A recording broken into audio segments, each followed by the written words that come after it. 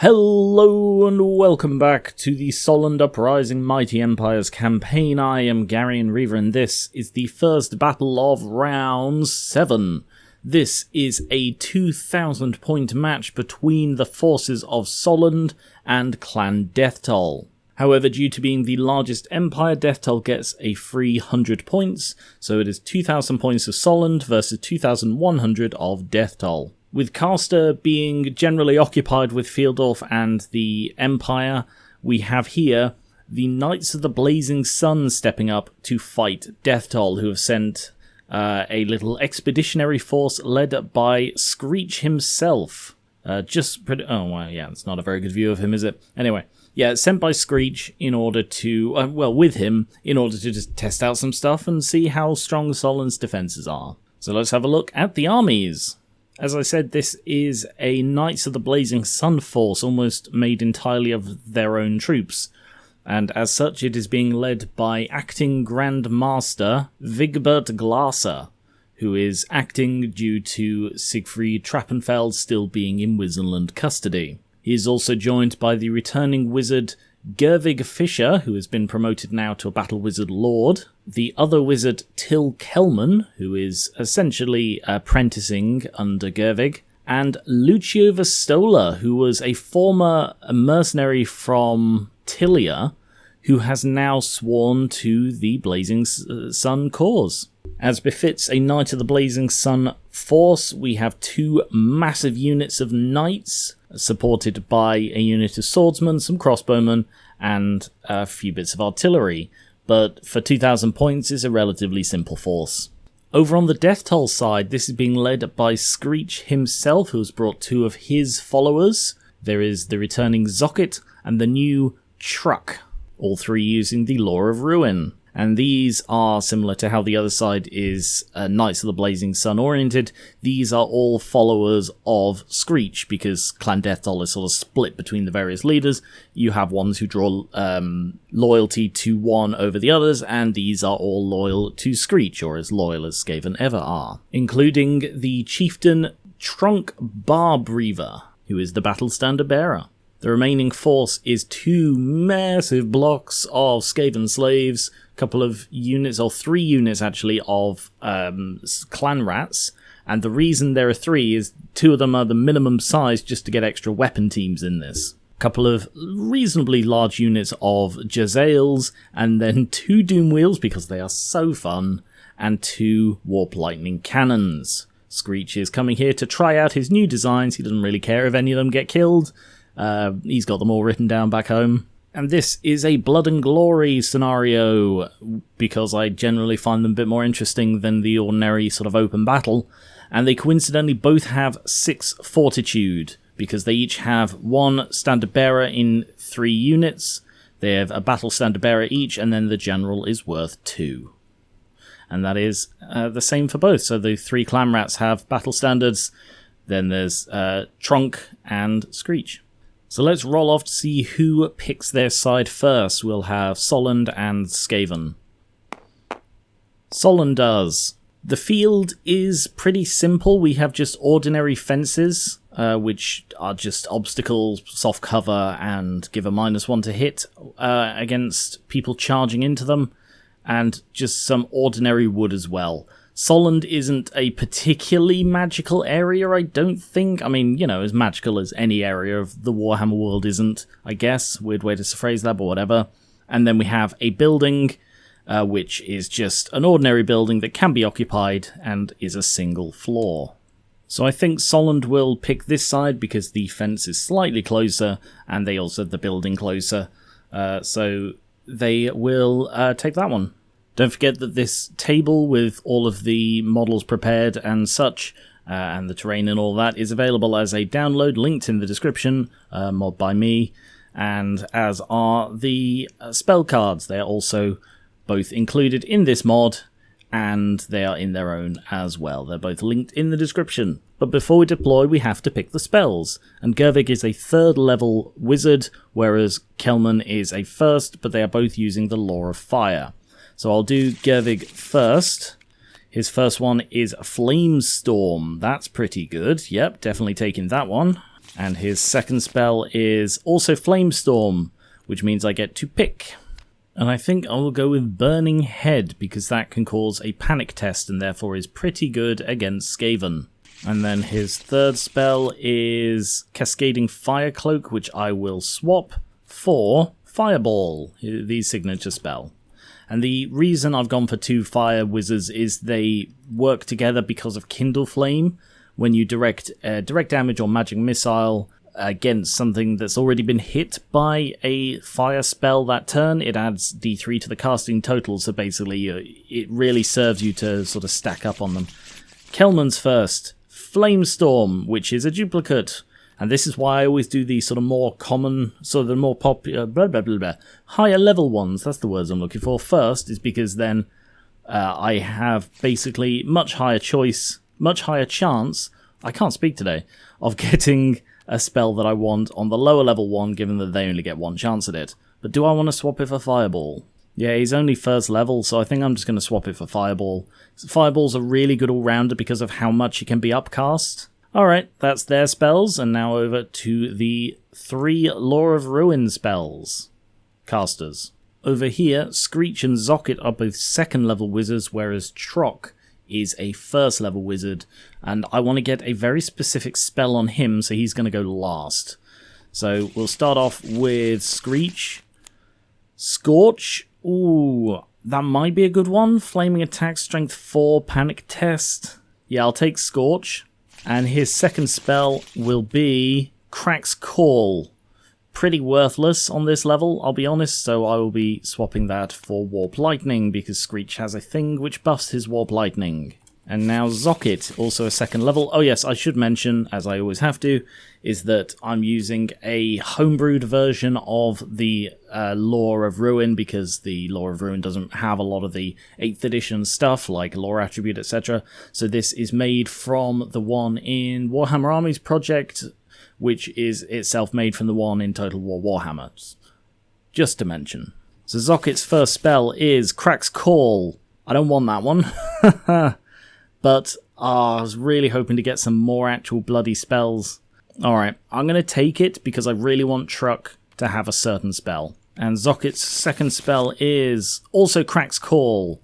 Right, that's good in that I can pick what I want. I think I will go with Death Frenzy. That could be useful. I've not really managed to get a lot of success from it before, but I will try. So he does not get his signature. Which means I have only 1 chance, and only half, I've got about a half chance of getting a duplicate. So, 2/3 chance of getting the spell I want. And it is Warp Storm. That is not the spell I wanted. Okay. Well, disadvantages of it being random, I suppose. If I wanted it to be guaranteed, I could have got an extra one. Oh, that's a shame. I wanted him to have Skitterleap, you see, because Skitterleap lets him teleport. Do I want him to have Warp Storm? I mean, he's only a first level. I think I'll swap that for Warp Lightning. Yeah, Skitterleap lets you teleport, and Trock is designed to teleport in and do damage, really, which is, I was banking a lot on him getting Skitterleap, but I'll make use of him another way. So I'm actually going to put Trock in this unit along with Tronk in order to make use of his combat ability, which is sort of what he's spec'd for. And now we'll roll to see who deploys first. Again, Solland and Deathtoll. Solland again goes first, so they deploy first. I've just noticed that this arena is really not well suited to cavalry, is it? Oof, didn't really notice that. So let's go and put the first lot of cavalry down here. Yeah, I feel like it's going to be cavalry versus Doom Wheels because they're not going to want to go through any other terrain. Yeah, alright. That in mind, I honestly it hadn't occurred to me. I'm just going to delete a fence there so that it's not just going to be half of the units just consigned to the edges of the board. And it's not favoritism because it benefits both sides. Let's go with some clan rats directly opposite. Right up on the line with the Warpfire Thrower right beside. Next, the swordsman here, ready to move up and hug this corner, which shall be challenged by this massive unit of clan rats, who are going to go right here. And their rattling gun beside them. The other unit of knights, are they going to go in the woods and try and come through here, or are they going to go here and try and go round here? I think they're more likely to be flank charged, or otherwise struggle. So I think I'll put them here to go through the woods and hope that they do okay. And I reckon the last unit of clan rats will sit in these woods, ready to handle the other knights. So I'll have the warp fire thrower there. The crossbowmen are going to go here, ready to move up to this this fence. Actually, should they go in the building? They probably should. They'd be a lot safer in the building. So I'm going to put them over here to go into the building. And now I've got two massive units of Skaven slaves. One will go here, ready to, again, receive the knights over there. And on this side, we've got all three of the war machines. So let's have one right there. We've got one over here because they're not affected by the cover. Actually, I'll put them there so they've got... Oh, they're not going to have much sight if the Skaven move forward, are they? Alright, I'm going to put them in these woods. Like, far forward, but in the woods. And then the cannon... I think the cannon's going to go here. Because, like, you can shoot over a fence. I think. Maybe not. Anyway, they're probably going to move up to sit in the way. Actually, I'll move them over so they're a bit more protected. Still got the Jezzails and the Doom Wheels to go. So the Jezzails... one unit of Jezzails here to get some shots off. What's their range? 36. So they're actually too close. Can they still shoot? Yes, they can. So yeah, they're going to sit sort of further back like this, so that they are still within admittedly long range, but it means that they can shoot without being at risk of being charged.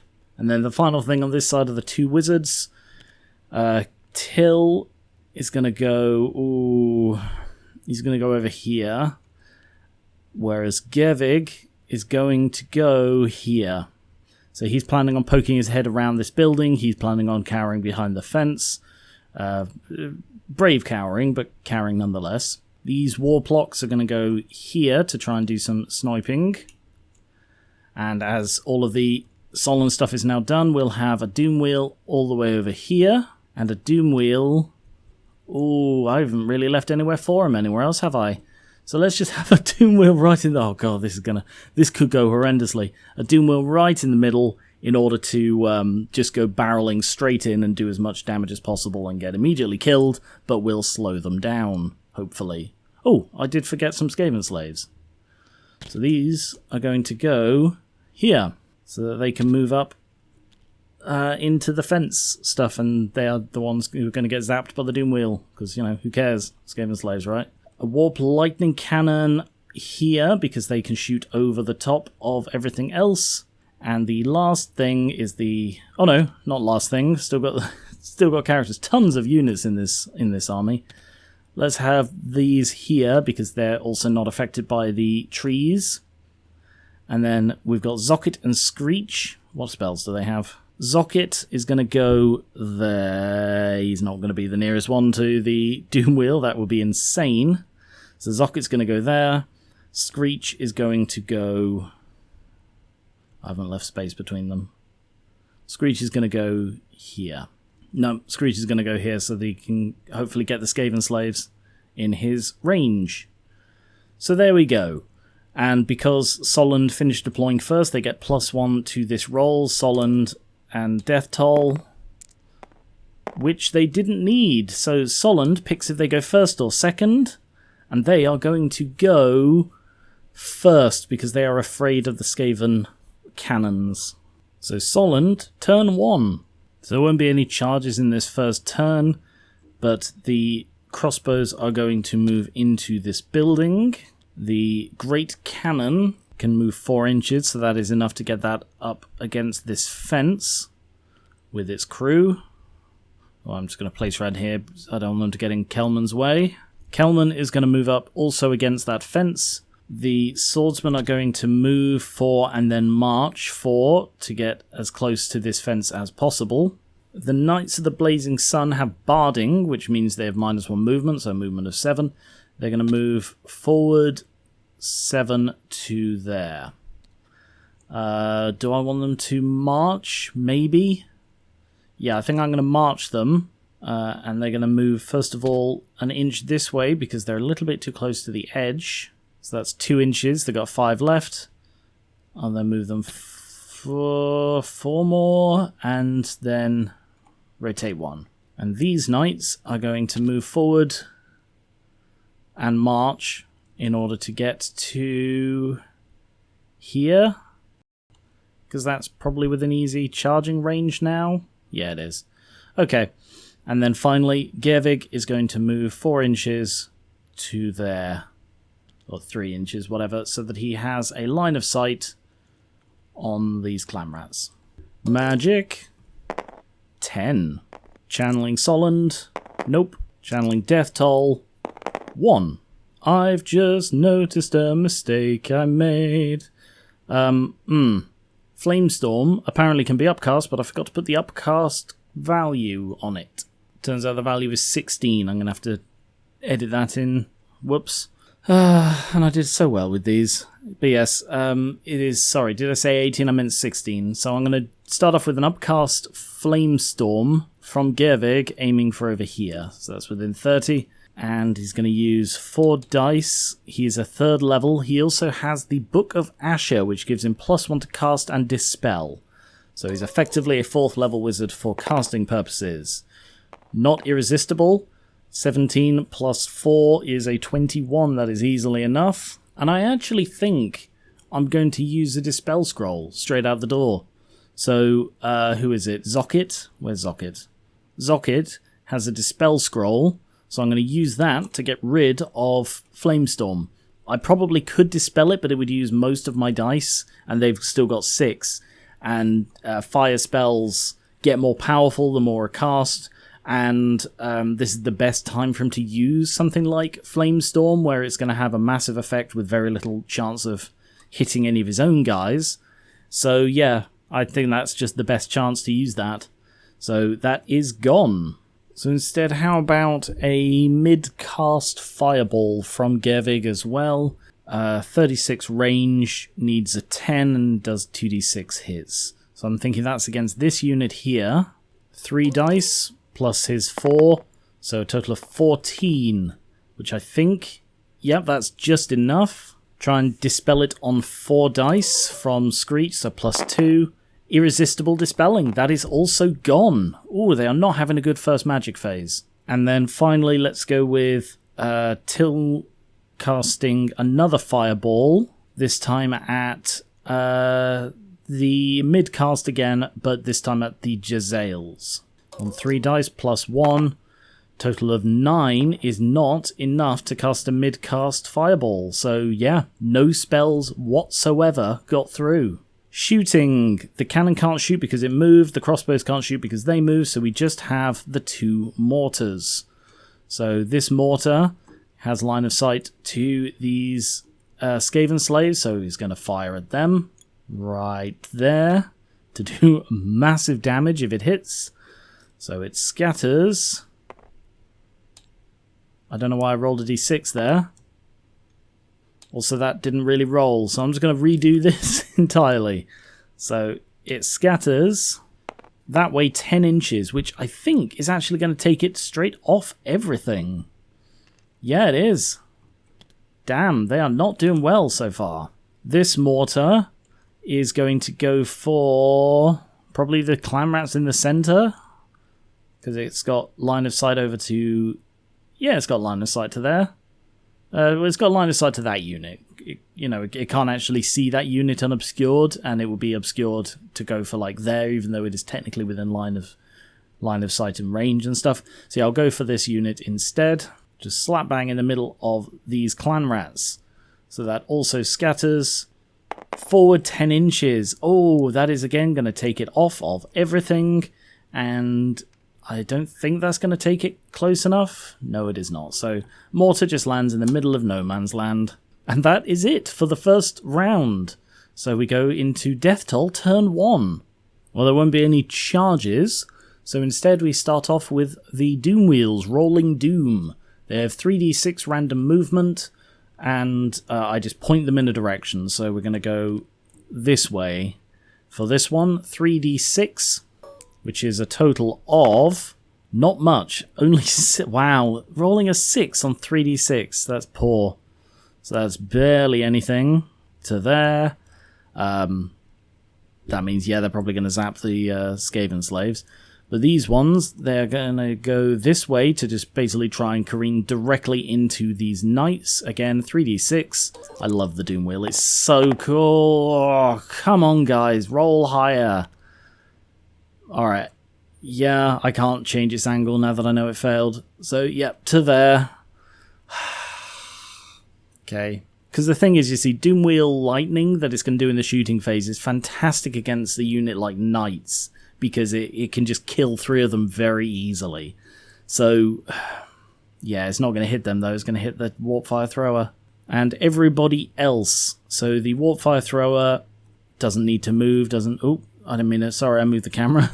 So the Skaven slaves are going to move forward a little bit. No, they're going to... yeah, they're just going to move there so that they're very slightly further forward so that they are a better charging target, and that still leaves a very clear line of sight for the Warp Fire. The Clan Rats are going to move up into these woods a bit, but they want to stay inside the woods quite securely. Zocket, he's going to move up as well, just to stay within the safety of the Clan Rats. The Warp Fire isn't going to move. To be honest, the Clan Rats aren't going to move either. These ones might.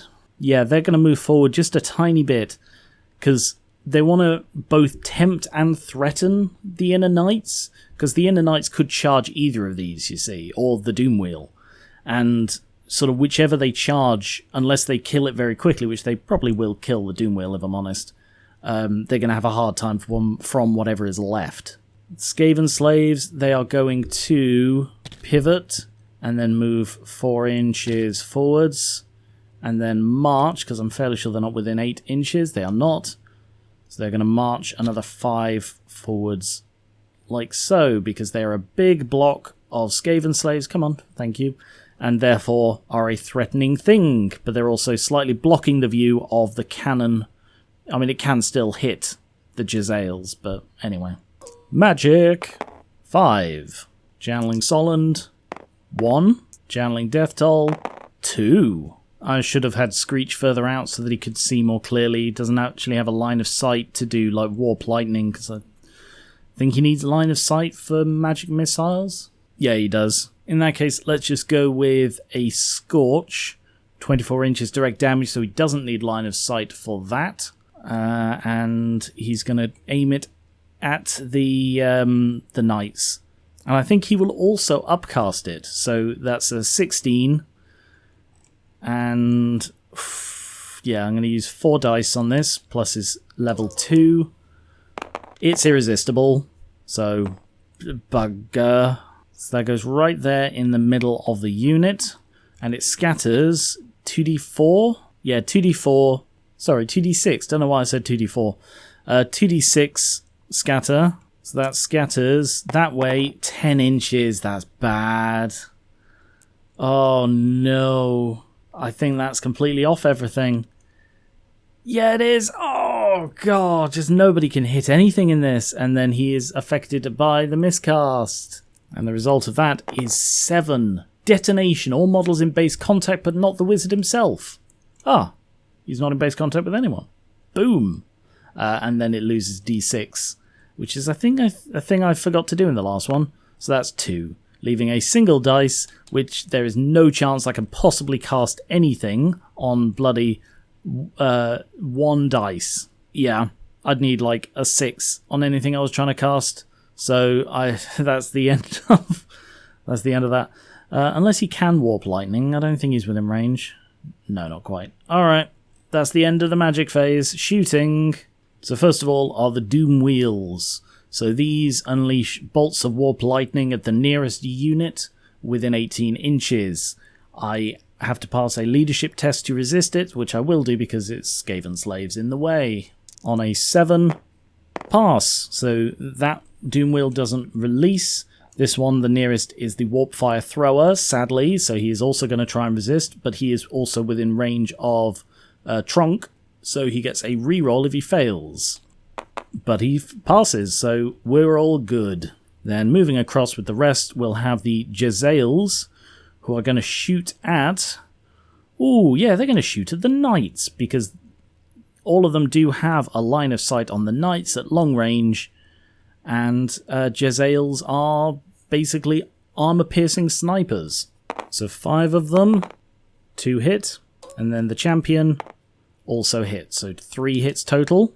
It is a strength 6, so that's 3 wounds. Also, I've just realised I roll 3 ones to hit. Yeah, this is a rule I constantly forget about. Unstable ammunition. If you roll a 1 to hit with something like a Jezzail, then you have to roll an additional d6, and on a 1, the firer takes a hit instead. So 1 Jezzail gets hit by their own shot as it essentially backfires. It's a weird balancing thing, but I suppose it's a way to give even something like Jezzails, who are just firing a gun, the same risk-reward as everything else in the Skaven army. So the Jezzail first... on another one, so he's actually unhurt. Cool. Alright, as I was then. So 3 wounds were inflicted. Due to being strength 6 and having armor piercing, they are left with a much worse save, which all 3 of them fail. So 3 knights get taken down. Inner Circle knights get taken down by Jezzail fire. First casualties of the game. However, that is not enough to trigger a panic. But it may be if I can actually get a second thing to fire at that unit this turn. Ooh. Such as the Warp Lightning Cannon, which is directly in front, and because of its high advantage, it can shoot straight over all my Skaven. So let's go with the Warp Lightning shot. So there we go, aiming just short of 6 inches away. So the shot overshoots by...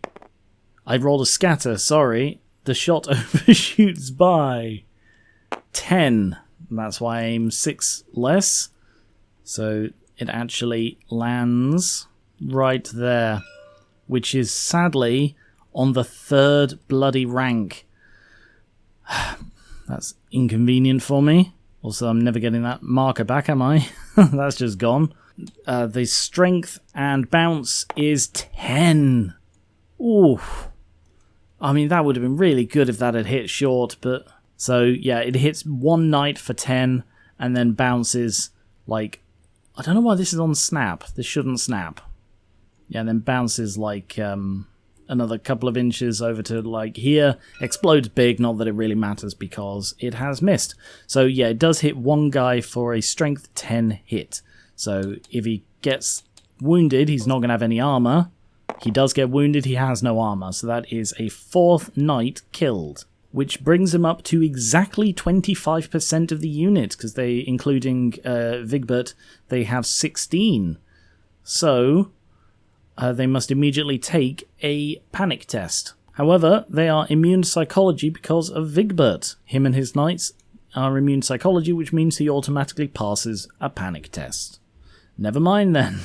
Oh well. And these guys are going to continue piling on by... Can they each draw line of sight to the unit around the Doom Wheel? I think they can. Yes, they can. So yeah, these 6 are also going to shoot at the Inner Circle Knights because they're just too easy a target and Jezzails are perfectly equipped to deal with them. 5 ordinaries, 3 hit, 1, 2 got 1s. So I'm just going to roll those now. They're both fine. Champion, miss. 3 wound. No saves. That's another 3 knights. Oh, this unit is getting decimated. Yikes. And then finally this Warp Lightning is going to go for these knights instead. Aiming there, which is again just short of 6 inches short of the unit. And it overshoots by 8, which does actually place it in the 1st rank. So it, then hits the front rank and then bounces. Sorry, I'll leave it out just in case it matters where it bounces to. Bounces 2 inches with a strength 2 bloody hit. That is nothing. So it bounces to the back of this one, and it causes a small blast. So it actually hits quite a few of them. I'm going to say that's just 8, because from this look, I can't really show because it makes the thing a bit bigger. But this red circle isn't quite clipping the yellow on this base. It is over the black. So that is just 8 knights hit. Low chance to wound, but no armor saves allowed. So if any of them are actually wounded by this, then they are just dead. So that is 2 kills. Still not too bad for a strength 2 shot. Oh, I completely forgot the weapon teams. Well, that one can't shoot at the knights, but instead is going to shoot at the swordsmen who get a soft cover from the fence. So the way the rattling gun works is you keep rolling d6s until you choose to stop or you get a double. So the first one, and this is the number of shots, so 2, 5, oh, it's a double. That means it is a misfire. I think this is actually the first misfire of the rattling gun I've had on this channel. So that means the misfire result is BRRT. Fires all shots at the intended target but at strength 2, so actually not too bad. So I assume that counts the 1. I mean, it doesn't actually say. It says in the other result, including the ones on the last dice, but I'm going to assume it does as well. So that is a total of 8 shots at strength 2. Wow, that's exactly what I just rolled. So that is 3 hits and then 3 wounds. Because it is hot warp lead, which means it is unaffected by long range. So that's why I only needed a 5 to hit. Yeah, so that's 3 wounds. It is armor piercing as well. And with the strength, that means there are no armor saves for the swordsmen. So that's 3 swordsmen killed by the rattling gun. The warp fire thrower, is it going to be at a hit? I'm just going to measure this first. Like, what would I need to roll in order to actually get a hit? I'd need to roll an 8. No, I'd need to roll a 6. So it's got about a half chance of getting a hit with the I don't know why I just deleted that. Yeah, it's got about a half chance of getting a hit, and as long as I don't get a misfire, but misfire would be bad at any time. So yeah, there's no reason not to take this shot. So the worst that can happen, unless I get a misfire, which I'm not going to get, I didn't get a misfire, it just misses like that. So it only goes 2 inches forward, not enough to hit anything. Over here, same thing really. Going to go for these knights, so it can pivot like so. And then I need to roll an 8. So it's a harder shot because of the range on it. But it overshoots by 6. That is not enough to get a hit. I'll just double check that. Yeah, not enough. So no hits there. And with no combat, we go into Solland Turn 2. So let's get some charges. Who are the Blazing Knights going to charge? The inner circle ones. There's the Doom Wheel, which is going to hit them in the side if they don't charge it. But yeah, it's going to have to be the Doom Wheel. They've got the best chance of actually damaging the thing. It has special impact hits. So yeah, I think they are going to have to charge that, which is within minimum range. They're just going to smash straight into this thing. Over here, these knights are... So they are within 12 inches.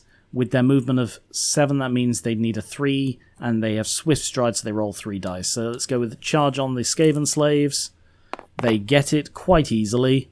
Pivot and... Ooh, can I do this without them hitting anything? I don't think I can, you know. Pivot them there, and then... Yeah, just about if they go and clash like so. And then they hit there. So they don't have the best frontage on it, but it means that they can avoid the terrain a bit. That's all for charges. But the swordsmen are going to move up into this corner so that they're protected on 2 sides by the fences.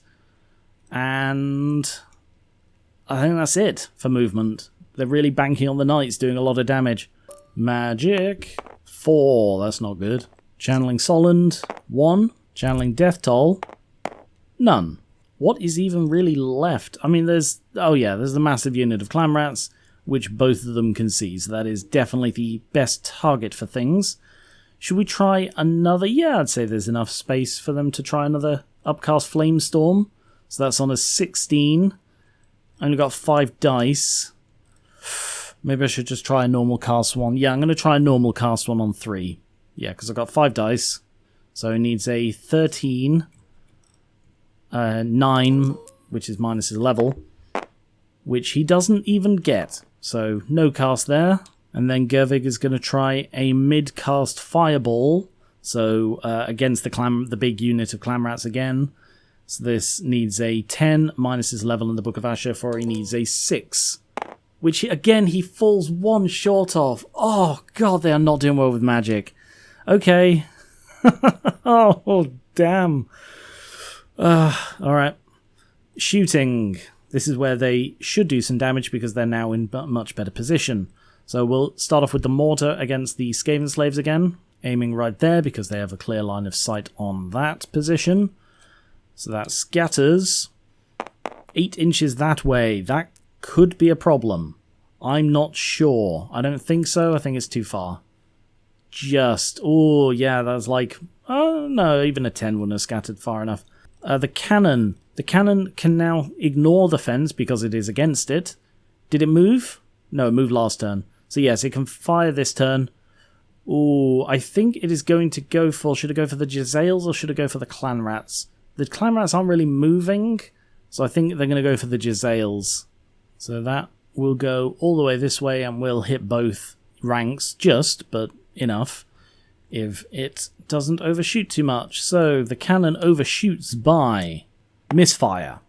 And the misfire is a 4. Malfunction. Cannot fire this turn or next turn. Could have been worse, but that means it's gone it's going to go half the game without being able to fire. The crossbows. What can they even shoot at? I mean, they can see out of any of these. Yeah, I guess these clan rats are the best shot. Sorry, it's doing a 2D measuring, so when I measure from the top of the building, it's like, oh, what, you want to measure from the... Yeah, I guess I do.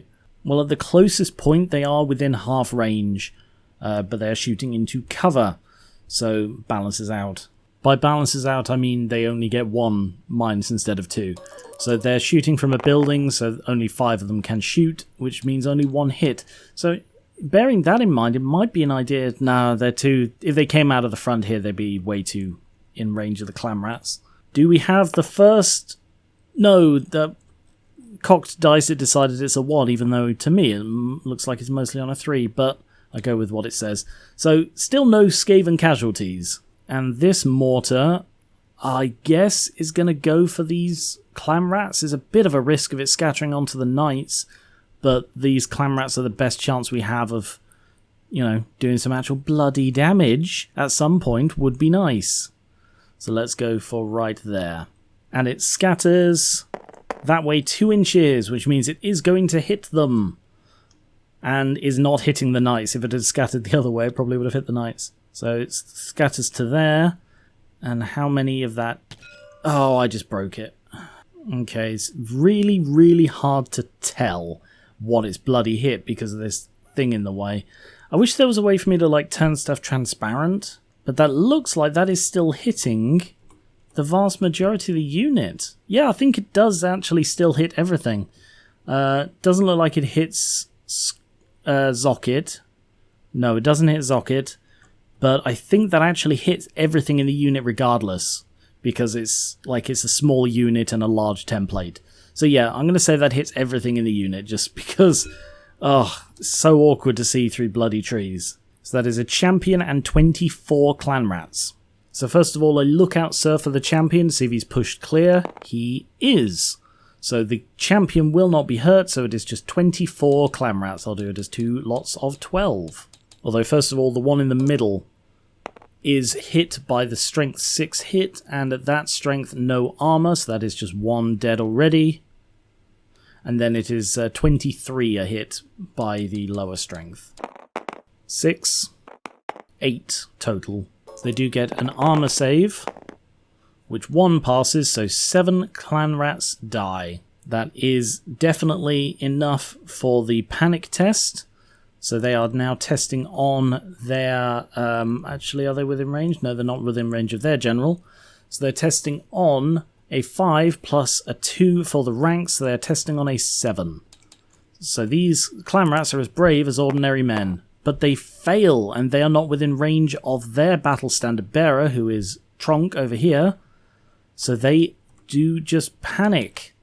And they flee, +1 for scurry away, 11 inches away from the source of damage. So they turn and they flee 11 inches this way. However, they are also fleeing through a wood, so they are all going to have to take a dangerous terrain test. But let's just see if they're still on the board to make it worth it. No, they are not. So, because they need to clear the unit, by the time they've cleared the unit, they are off the board. So that is the entire unit of clan rats wiped out and the first fortitude lost. However, they've also fled through Zocket and some Warplock Jezzails, so both of them now have to test for panic for being fled through. Zocket is testing on a 5, which he miraculously passes. Jezzails are testing also on a 5, which they fail, and they flee 2. Sorry, I accidentally rolled it 1 at a time.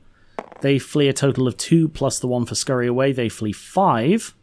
So the Jezzails also flee off the board. So they don't have a banner, so there's no more fortitude lost. But that one mortar shot took out 2 units. Maybe I should have put Zocket in with them. I don't know, that would have really helped. Anyway, so we have the Skaven Slaves and we have the Doom Wheel. So I'll do the Slaves first, because I don't do the one with the General in if I can avoid it. First of all, impact hits because of my Cavalry Impact rule. Because they are cavalry that do not have fast cavalry, they get impact hits 1 each, +1 for each rank, that full rank they have. So they're hitting at strength 4, and only 4 are actually in contact, so 4 impact hits at strength 4. That is 4 wounds, and I don't believe they get any armor, because I think they have shields. Yes, they do, but that goes through their armor because of the strength of the hit, so that is 4 wounds straight off the bat. The Skaven Slaves are faster, and they are also a horde, which means they get an extra rank. So they get 3 ranks, which means a total of 15 Skaven Slave attacks. 8 hit, 6 wound, so they've got a very good armor save. 1 knight dies. I'm sort of what I expected, but still, yeah, not terrible for Skaven Slaves.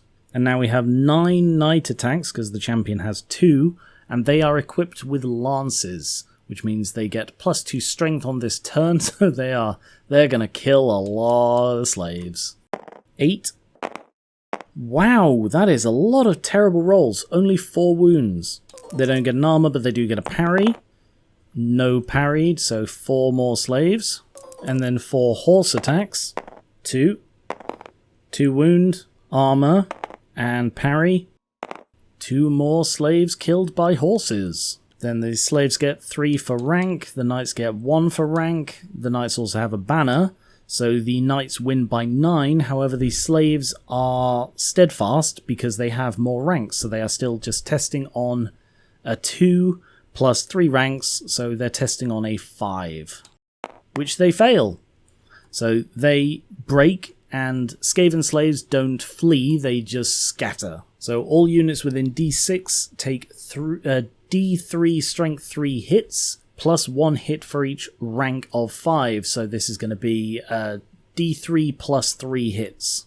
So first of all, it's within D6, 1 inch, so it is only the knights get hit by this, and they take D3 plus 3 hits. 1, so 4 hits. Maybe I should have gone for a long unit, because like I've heard that massive units of Skaven Slaves are really good, or at least the best way to use them, but I kind of think it should be the long, like the deep unit rather than the wide unit. I put them wide because I thought, oh, they get the maximum number of hits, they might be able to do some damage, but I actually think the long is better because of the way cornered rats work. Like, for example, if these were Skaven Slaves, they'd do an automatic D3 plus 8 hits. So yeah, I think I'm going to be reforming these and using them as a really really deep unit in the next one. But for now, 2 wounds, both saved. So 50 Skaven Slaves are gone. Who's within 6 inches? I mean, they're Skaven Slaves, so they're expendable, so nobody cares. So that entire unit of Skaven slaves scatters, no fortitude because they had no banner, and nobody cares because they're Skaven slaves. And they are going to overrun. So I think they are just outside. Yeah, they're not quite within range. Like, the warp fire throw isn't directly in front of them, so they can't charge it. So they are going to overrun. Apparently, this uses Swift Stride as well. I'm still not sure I agree with that, but yeah, okay. I will in this case, and we'll see what happens. So yeah, they get 10 inches of overrun. So they move directly forward 10 inches and charge the warp lightning cannon. So we'll do that next round. And then here we have the Doom Wheel versus the Inner Circle Knights. To begin with, it grinds down the foe. So it does, at the beginning of the combat round, in which it didn't charge, which it didn't here because it got charged, it does an automatic D3 Strength 6 hits, which is still pretty damn good. So it does 2 Strength 6 hits, 2 wounds, they get an armor, which 1 passes, 1 fails, and it counts as distributed by shooting, so it doesn't hit any of the front ones, it hits from the back, and that I assume it counts as combat resolution. It doesn't say it does, but it also, like, it's a special attack in the combat rather than like any kind of shooting or whatever. Oh yes, it does cause terror, so they need to they're immune to psychology. Doesn't matter, carry on.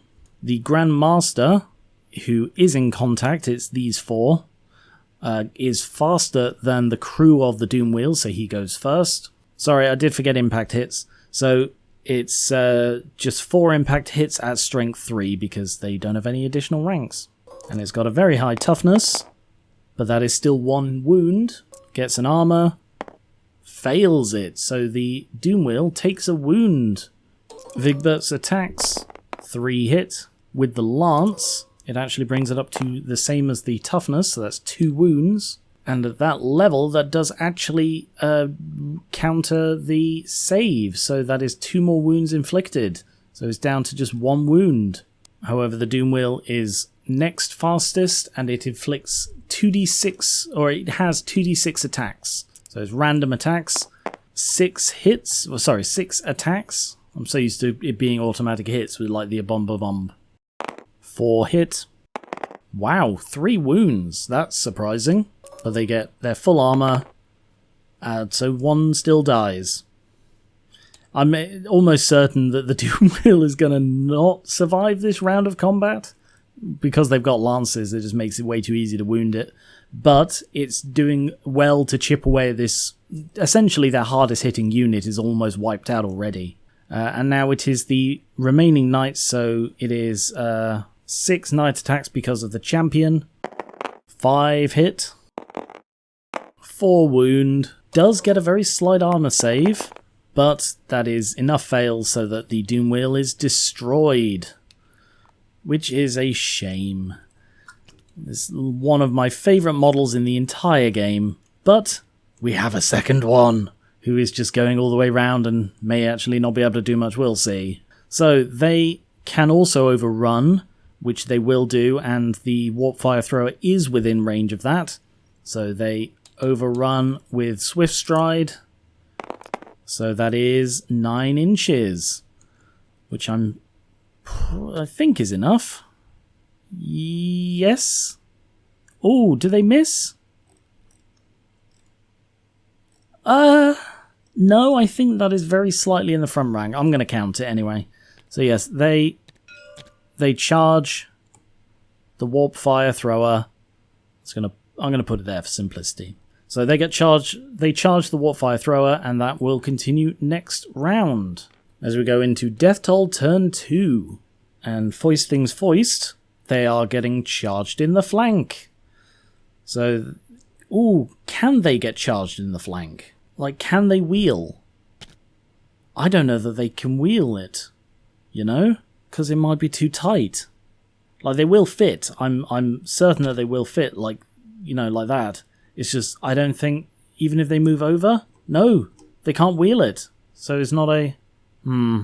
Let me just reread the rules just to make sure. Yeah, similar to, I think it was the Solemn Whistle and Battle last round. Although technically they can get into contact, and normally the other side would then close the door if this side can't. I don't think that should be allowed if they're already in combat. So I don't think it should move like this unit, which it would have to, for them to close the door. So I'm going to say that is an illegal charge. However, the one loophole to this is if I actually follow the rules a bit more. Because you see, the way I do charges, which is I declare a charge, roll for charge, move charger, that's technically not how the game works. It's just the way I do it for simplicity. Technically, the way it should work is you declare all your charges, and then you roll through them one by one. So, for example, what I could do is charge here, and then I could also make that charge because these guys have already moved. I mean, I could just do that anyway by just saying, yeah, I want to charge here, and then even if they fail the charge, they may move far enough that these guys can then do it. So I'm going to try it. So they need to go 14 inches minus their movement of 5, so they need a 9 to make the charge. Very unlikely, but possible. Ooh, 8. So they failed the charge, but they moved the highest roll, which is 6 inches, which may... Oh, I think that might actually be enough. So there we go. So they have moved 6 inches forward because they failed their charge. This could be the best of both situations because the rattling gun can still shoot alongside them. Although I think the rattling gun can move and shoot. No, it can't. It's a move or fire. I thought it was, but anyway. Oh, no, still not quite. What if they moved that way a bit? Nope. Still, whatever they do, they're clipping something, so it's an illegal charge. Damn, that would have been good. Okie dokie, we'll just go as we are then. 13 inches minus the 5 for movement, so they'd need to roll an 8. So yeah, the Skaven slaves are going to try and charge the Great Cannon. No reason not to, because if they can get the charge off, that would be grand. Oh, 6. So nope, they just move 3 inches forward. That's fine. The terrain, the fence doesn't bother them at all. I forgot to do the Doom Wheel first. Sorry, my bad. My bad. So he moves 3d6.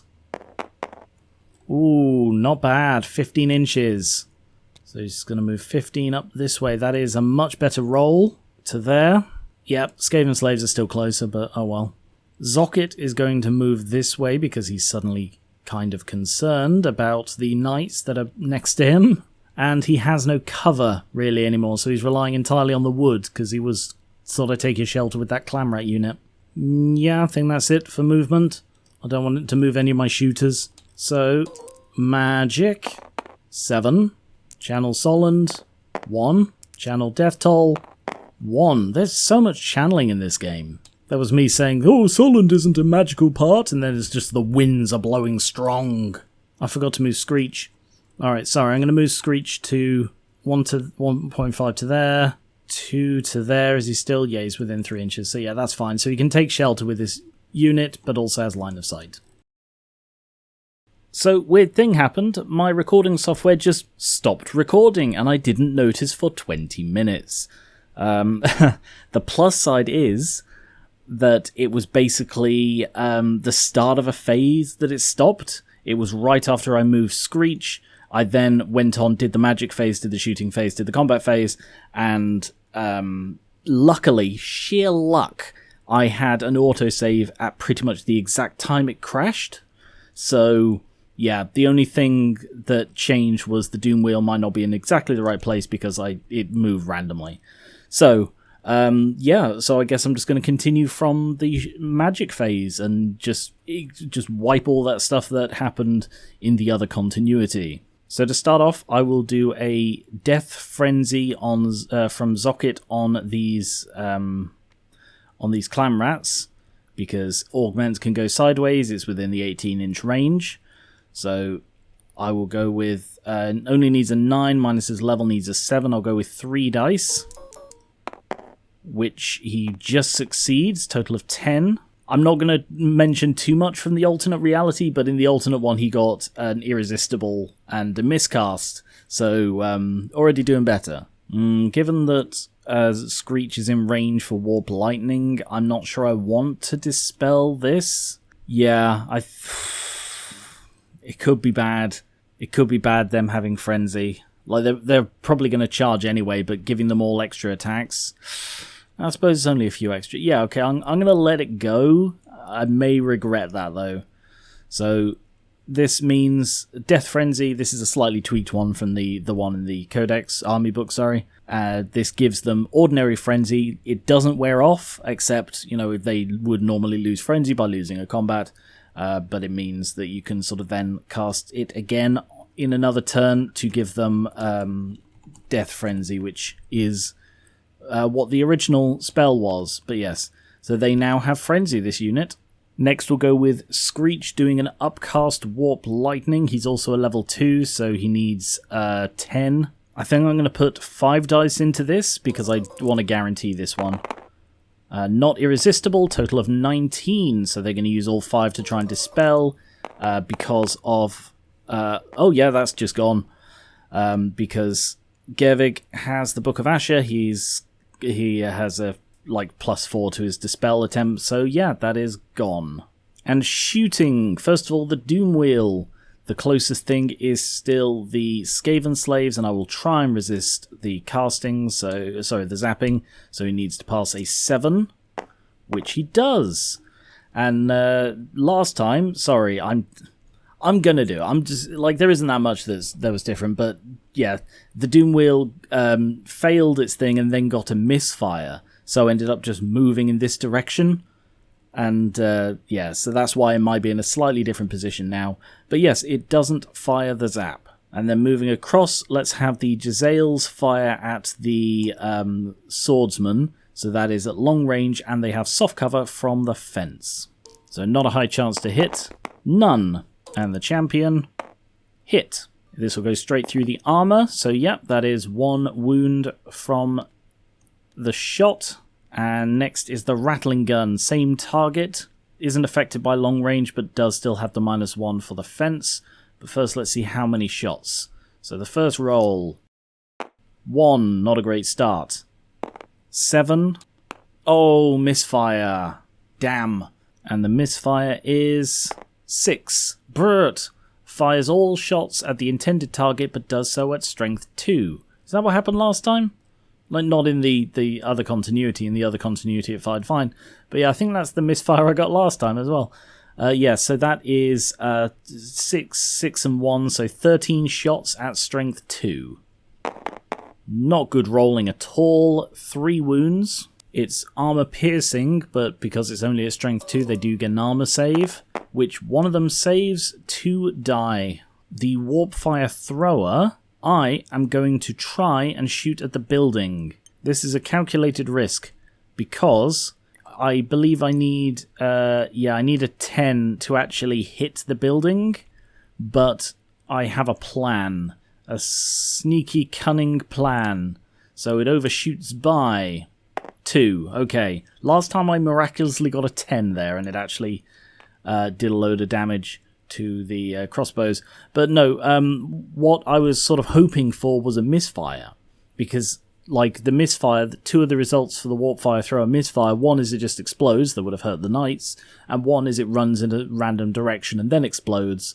And the random directions, there's, open air, and knights. So, yeah, there was basically no reason not to try that, even though it was a very low chance of actually succeeding. And then the Warp Lightning, ooh, I think I would go for the Swordsman, because I want to take them out, and there's a chance they could take a panic test.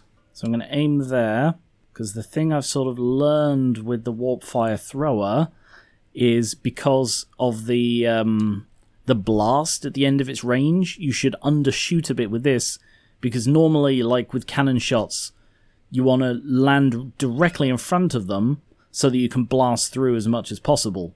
But with the the Warp Lightning, I keep getting those mixed up. With the Warp Lightning, you kind of want to end like this, because then you'll hit more than you would in just a straight line. It overshoots by 4 inches to there.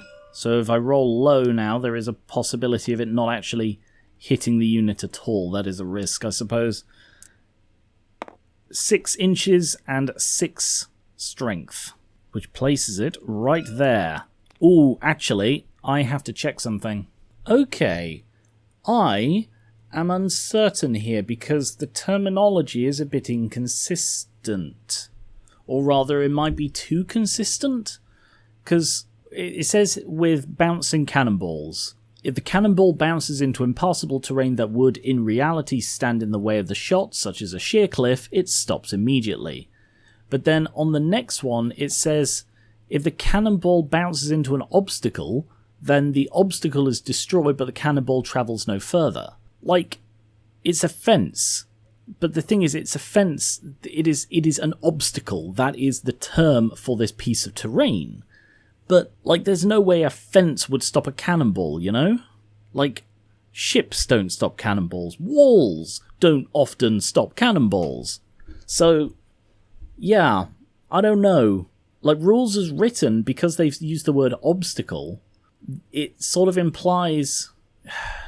Yeah, even in the example picture, it's like, if the cannonball strikes a wall, it destroys it but travels no further. So, okay, I'm going to take it as that then. So the blast goes all the way this way as far as it can to the fence, destroys it and goes no further. So it will still explode here and hit, I'd say 6 people including Lucio because it's slightly over this guy's base. So Lucio gets a lookout, sir. He is fine. So it just hits 6 ordinary guys and it's strength 6. And they get no armor saves at all, so any of these that roll 2 or more are just dead. So that is 5 more guys. So that is the entire back row, which is 8 of the 28 there were, which is over 25%. So they are going to have to test for panic using Lucio's, his 8 with a reroll because he is also the battle standard bearer. So they pass, they're fine. Yeah, I kind of wish I'd done that first, because then the rattling gun and the rattling gun and the warp lock might have had a better chance at actually wounding stuff. Anyway, on to the combat phase. So we'll do this one first, just on the off chance. I mean, they're going to kill it. Spoiler alert, again, they killed it once in the alternate timeline. But yes, so impact hits first. These 2 are in contact, so 2 impact hits at strength 3 because they only have the 1 rank. That's 1 wound, gets an armor save, fails it, it's dead. This is exactly what happened in the other timeline, because yeah, weapon teams only have 1 wound in 8th edition. I think that's a change in like the old world. I think the old world they've given them 2. But it makes sense, similar to the Jezzails, it makes sense they only have 1 wound, because if either of the people in this weapons team die, the weapon no longer functions. You have to assume the other one runs away. But yes, rather than overrunning, I think, because they did technically charge, I think they're going to reform to face this way, like so, because it's going to be their turn next, and they're going to do some charging there. And over here, so we've got Knights versus the Warp Lightning Cannon, and these 4 get impact hits against the cannon itself at strength 4 because they have 1 extra rank. Very low chance to damage it, but they manage to. They get a wound. It has no armor save, so that is just 1 dead. And then they strike at the same time, so it is 3 crew. I'll do first against the Knights. 2 hit, no wounds. And then when fighting war machines, you get 6 models, so that is the champion and 5 others, a total of 7 knight attacks. 5 hit. They have lances, so +2 strength. They are just gonna kill the guys, yeah. So that is the last 3. No armor save, so that is all of the Warp Lightning Cannon gone. And actually, oh, yeah, that's within 6 inches of the Warp Lightning Cannon, which was here, wasn't it? No. Here. Yeah, that's within 6 inches. So the Warp Fire Thrower is going to have to test for panic. That's not within range of their own general. Testing on a 5. Miraculously passes. And then they will reform, because there's no reason to push forward. So they can just rotate like so. And yeah, that's pretty much all that happened. And that was the end of Deathtoll Turn 2 into Solland Turn 3. Let's start off with the Knights charging the Warpfire Thrower, who will, because he can normally stand and shoot, but he can't because it's too short range. It's within, actually, rapid reaction. Oh no, rapid reaction just means it can stand and shoot. So yeah, it's going to flee instead of standing. So I will have to roll for the charge. They have Swift Stride. So their charge distance is 7, because he uses the 2 highest. He flees, +1 to this, so 13, because they have Scurry Away. So flees 13 through here. Does that clip? I need to zoom in. These trees are really annoying. No, it does miss it. Alright, 13 to there. They are going to have to take a dangerous terrain test, because they fled through. Yeah, they're fine. And the horses, they have now failed their charge. They can't actually keep up. So they got 7. So they can redirect.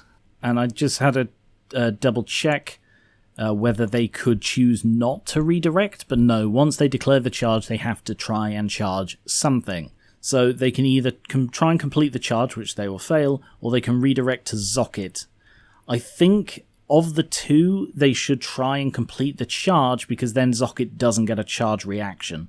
So they'll still, essentially they're going to charge Zock it either way, but if they redirect, then they will fail. And I don't actually know whether they can, because technically they cannot actually charge it. Like, aside from it being outside of the original range, it's got intervening things, so they couldn't complete the charge.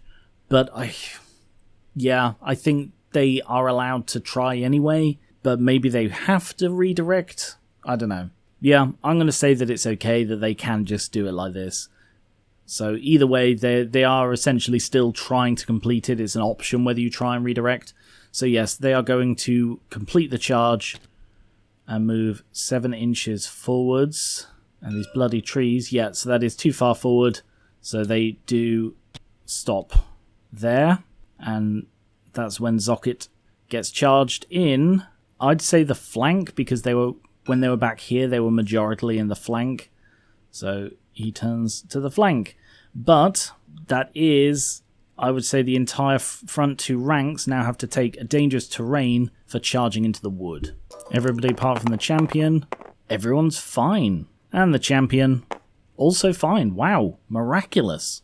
So yeah, they have now charged Zock it, who did not see it coming. He just suddenly hears just like a weapon team goes sprinting past him, and he's like, what? What do they do? Ah! And then he's hit. And here, they are going to have to charge these clam rats. I'm fairly sure they are in the flank. Yeah, more of the units in the flank than in the front. So they are going to charge to there and close the door. Do these swordsmen want to charge? Probably. Maybe. I don't know. Probably not. I kind of want to mortar them instead. So yeah, the swordsmen are going to back up instead. So they're going to back up 2 inches. Are they within 8? I think they are. Yeah, they are. They're going to try a leadership test to try and march on Lucio's 8 with a reroll, which they don't need. So they're going to back up another 2 inches. Now that they no longer have their cover, you see, they're just trying to reverse to make the clam rats fail their charge and have another turn without them actually being in combat. Whereas the mortar can still see those, can also see the Skaven slaves, but they're less of a threat. And that is it. So let's go into magic. 9. Channeling Solland. 1. Channeling Skaven. 1. Let's start with an upcast Burning Head. So 13 minus his level in the Book of Asher, he needs a 9. I'll use 3 dice. Yep, so that's a total of 14. And that is probably one they want to dispel, because that can cause a panic. So let's go with 4 dice to try and dispel that, plus the 2, so 19 total. Yep, that is dispelled. So then let's go with a Flame Storm. Could upcast it to a 16. No, I'll just go with the normal one, I think.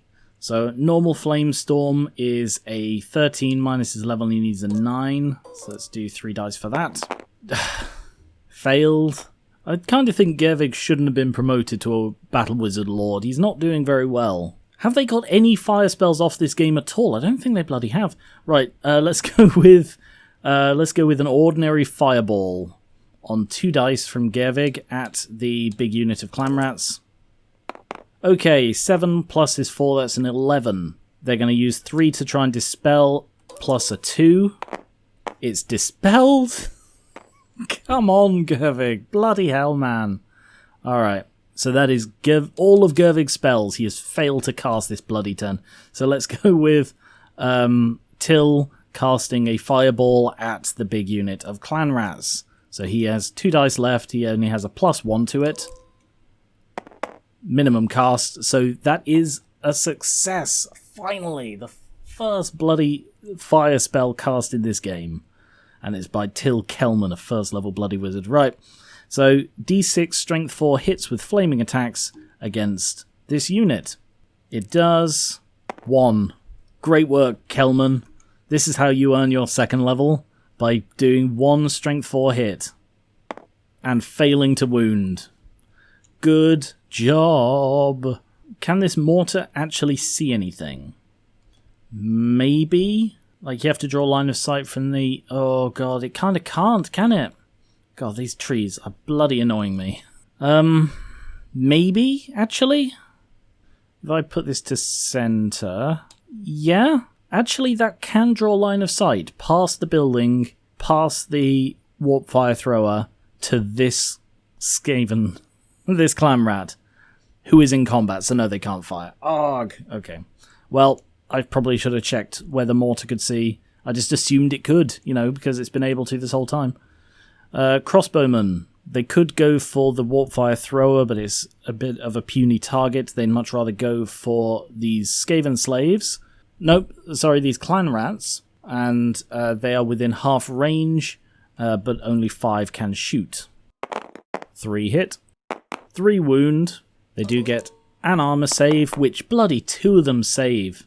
So that's 1 Clan Rat killed. The cannon cannot fire until next turn, so the mortar... I think the mortar is also going to go for these Clan Rats. I'm aware of this Doom Wheel coming round, but I don't really know how to handle it. Like, the cannon is the only real thing that can take out the Doom Wheel. The mortar would be useless. So, yeah. I guess we're going to go for these guys again. Yeah, I'd say that has a clear line of sight to there. That's past the crewman without needing to clip a base. And it scatters 4 inches forwards, which I think is probably still going to hit stuff. So 4 inches, yeah, it is. So that hits both characters, the champion, and 11 others, I think. Yeah. So Truck and Tronk... both these names. I've just realised, having them both in one unit. Yeah. They get a lookout, sir. So, first of all, Truck, he's fine. Trunk, he is fine. So it just hits... Oh, and the champion as well. He is not fine. So the champion and 13 others get hit. Nobody is under the centre, so they're all hit by strength 2. Champion, wounded. Armor, failed, so the champion is dead. 13 others, 3 wound, 1 save, 2 more dead. Not as bad as that could have been. And that is all of the shooting. So, combat. Let's do Knights versus Zocket, who has been flanked. So first of all, impact hits, and it is bloody hard for me to see. I'd say that's these 2 against him. So 2 impact hits at strength 4, 1 wound. He has no armor at all. So that is just 1 wound off Zocket. And then he is faster. He's not really built for combat at all. He is going to challenge, and the Knights of the Blazing Sun champion will accept because he's a knight, and that's what knights do. So Zocket goes first. Hit. No wound. Champion strikes. 2 hit. He has a lance. So +2 strength. Yeah, that's Zocket dead. Just gets speared by a lance. Nope, put him in the wrong place. That is inconvenient for the Deathtoll, Clan Deathtoll, the Skaven, that's what they're called. So what are they going to do now? If they overrun, they're going to take another dangerous terrain. But I don't know what else they should do, really. So I think they're just going to reform. So they're going to reform to there. To there. They're going to plan to move out here and then this way. And this one, so we have 3 impact hits against the clam rats. 3 wounds, miraculously. Armor, none saved. Wow, that's not a good start for the clam rats. Vigbert will challenge because why not? So that will be accepted. Vigbert goes first. 2. He's carrying a lance, so 2 wounds. And at that strength, no armor, so goes straight through. And then that's 3 attacks because I ignore people in a challenge as far as working out who is in contact. So 3 clam rats against the knights. 3 hit. 2 wound, but they have very good armor. Miraculously failed ones. The clam rats do actually get a kill. And now it is 4 knight attacks because the champion has 2. 3 hit. Lances. So 2 wound, no armor. They don't get a parry to the flank. And then finally we have 2 horses because Vigbert's horse was in a challenge. No hit. So 1 each for the banner and no rank bonus. No, they do get a rank bonus. They are not disrupted because there aren't enough of them. So yeah, they get a rank bonus of 2. They are also, they're also steadfast. So even though the clam rats lose, they are testing on their general's leadership, which is, I believe, like 5. Yeah, 5, plus 2 ranks, so they're testing on a 7 with a reroll, so they may actually hold miraculously. Let's find out. I keep saying miraculously. They hold! So from defeat, they are going to try and reform. Because they are steadfast, they test on their ordinary things, so that's 7 again. So they fail that, they do get the reroll from the Battle Standard Bearer, and they fail it again, so they do not get to bloody reform. But these guys will reform in order to get more in contact, like so. By the way, I did count the flank bonus, I just forgot to mention it. So that is the end of Solland Turn 3 into Deathtoll Turn 3. Charges. The Skaven slaves are going to charge the cannon.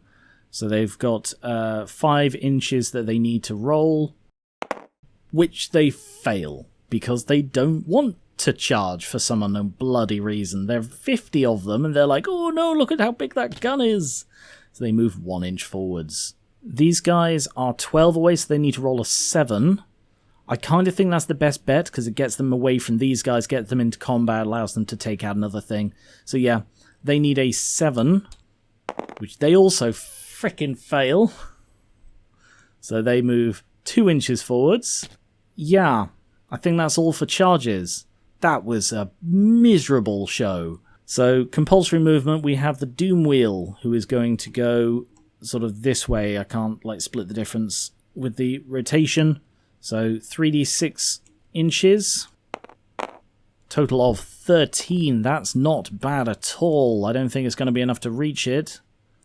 Not quite, but it does mean that for once I do not have to resist the urge to zap things. And then the Warp Fire Thrower is within range of Trunk, so they're testing on 5 with a reroll. Fail, fail.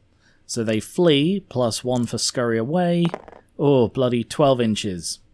So that means they are going to flee through this and right into the frickin' way of the unit. That's quite irritating. They got fled through, but it's by a single model, so they don't. It doesn't cause a panic, according to my homebrew. Magic, 8.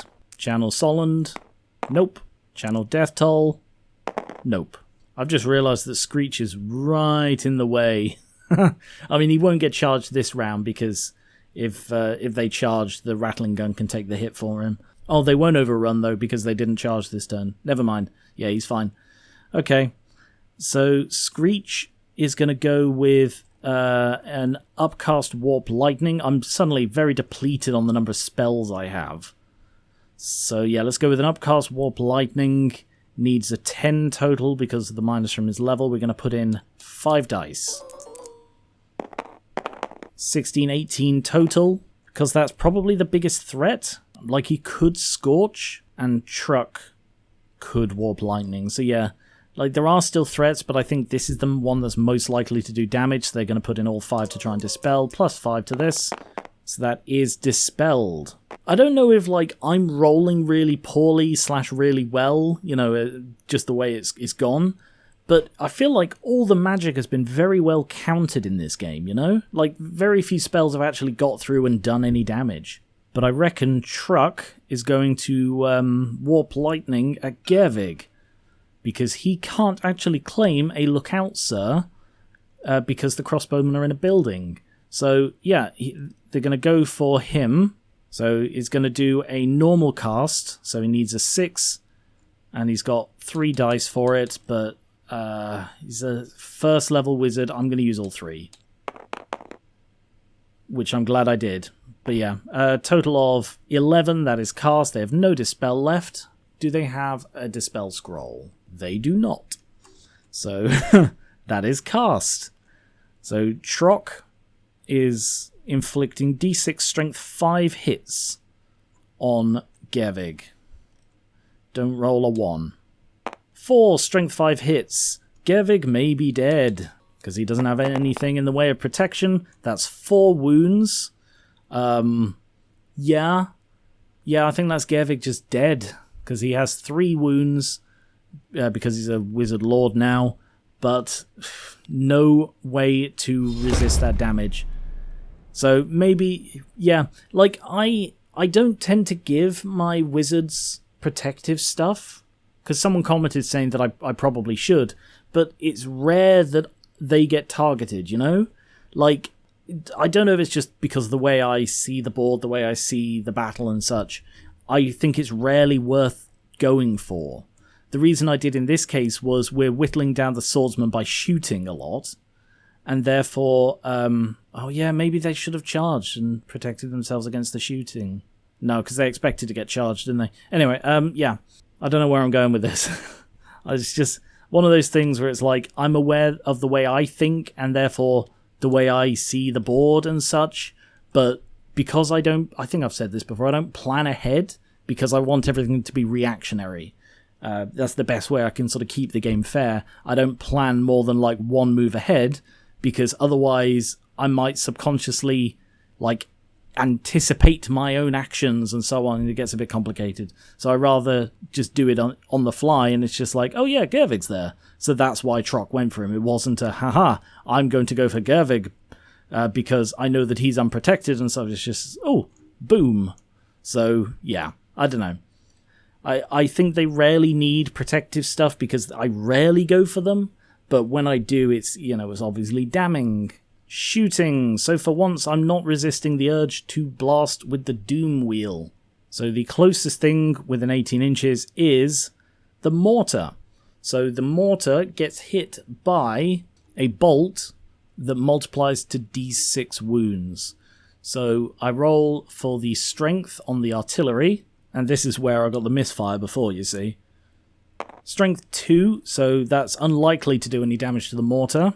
Because it's shooting, it's against the mortar's toughness. Nope, no wound. Second shot, I have to roll the strength again. Apparently roll it separately, each one. So the second shot is a misfire. Sorry, I did that wrong. I'm confused. I'm really confused. Sorry. The way Zap is described is, well, the way the rule for Zap, which is the lightning bolts off this, is written, is each shooting phase, even when engaged or fleeing, it unleashes 3 bolts of warp lightning. You can take a leadership test to stop it from firing, and if the test is failed, it fires as normal. Each bolt has an 18-inch range and strikes the nearest unit, friend or foe, regardless of terrain or line of sight. Roll for each bolt separately, measuring from the Doom Wheel's base. Does that mean you roll to stop it firing each one separately? I'm going to have to look this up. Okay. Yeah, the other people have been confused about this. Because, yeah, it says roll separately, but it also then goes on to say, you roll an artillery dice, this is the strength for all bolts this turn. So I shouldn't have rerolled this, because, yeah, there is an excessive chance of misfire if you're rolling the bloody artillery dice 3 times a turn. So I think, and what other people are saying online, is you just roll to wound separately, 1 at a time, meaning if it kills that, the other 2 bolts aren't wasted, they can hit other things. So the second bolt is still strength 2, the third bolt will be as well, and it hits the mortar again, so I roll to wound the mortar once more, fail, and the third bolt, fail. So because it happened to be bloody strength 2, it did nothing. But it's just weirdly phrased. Next, the Jezzails are going to go for the swordsmen, who are all at long range, but no longer have the cover of the fence. 5 ordinaries, 3 hit, champion, miss. They get no armor from this, so that is 3 more swordsmen killed. I'm really thinking the swordsmen probably should have charged in and risked their luck in combat rather than standing at shot more. I was sort of, yeah, I really feel like I messed up there. Because the reason I didn't, you see, was I thought, oh, the clan rats are going to charge me next turn, so if I move... Yeah, I contradicted my own thoughts. You know, it's like, oh, if I pull back, they won't be able to charge me, but if they charge me, they won't be able to shoot me. So I got confused in my own head, in that if I pull back, I'm safe from being charged or shot at, which I was neither. So, yeah. I mean, I was safe from being charged, but anyway. The Warp Lightning Cannon. I guess that's also going to go for this unit, because it's got 2 fortitude worth hidden in it because of the Battle Standard Bearer. Aiming there, which is about 8 inches short. Overshoots by 6 to there. Sort of, it's a bit of a glancing shot on it, all things considered. And then the strength and bounce is 10 inches. So nice and strong, but it's going to overshoot for the bounce. Yeah, bounces to there. So it hits... Is that all 3? Yeah. So that hits 3 ranks of the unit. So would hit Vastola. So he gets a look out, sir. Passes. So just hits 3 ordinary people at strength 10. No armor saves allowed. So that is 3 more swordsmen dead. So that is 6 out of the remaining 20. So they do have to take another panic test, as that is 25%. Testing on Vastola's 8 with a reroll. They are fine. And combat, we have the knights against the clan rats again. No challenges left, so it is just Vigbert going first. 4 hit. Only 1 wound. They don't have lances anymore, so he actually saves his armor save. Wow. 4 clan rat attacks against the knights. 3. 1 wound. Saved. 6 knight attacks because of the champion. 3 hit. They have a higher strength than ordinary men, but still only 1 wound. Not saved. And then 5 horse attacks. 4. 2 wound. No armor, so the horses did considerably more damage than anything else. Still not enough to disrupt. They get 1 each for their banners. The clan rats get 2 for their rank. They are still steadfast because they are still more ranks. So they are testing on 7 still with a reroll. Yeah, with a reroll, which they pass. And they will then try and reform from defeat. 7 with a reroll.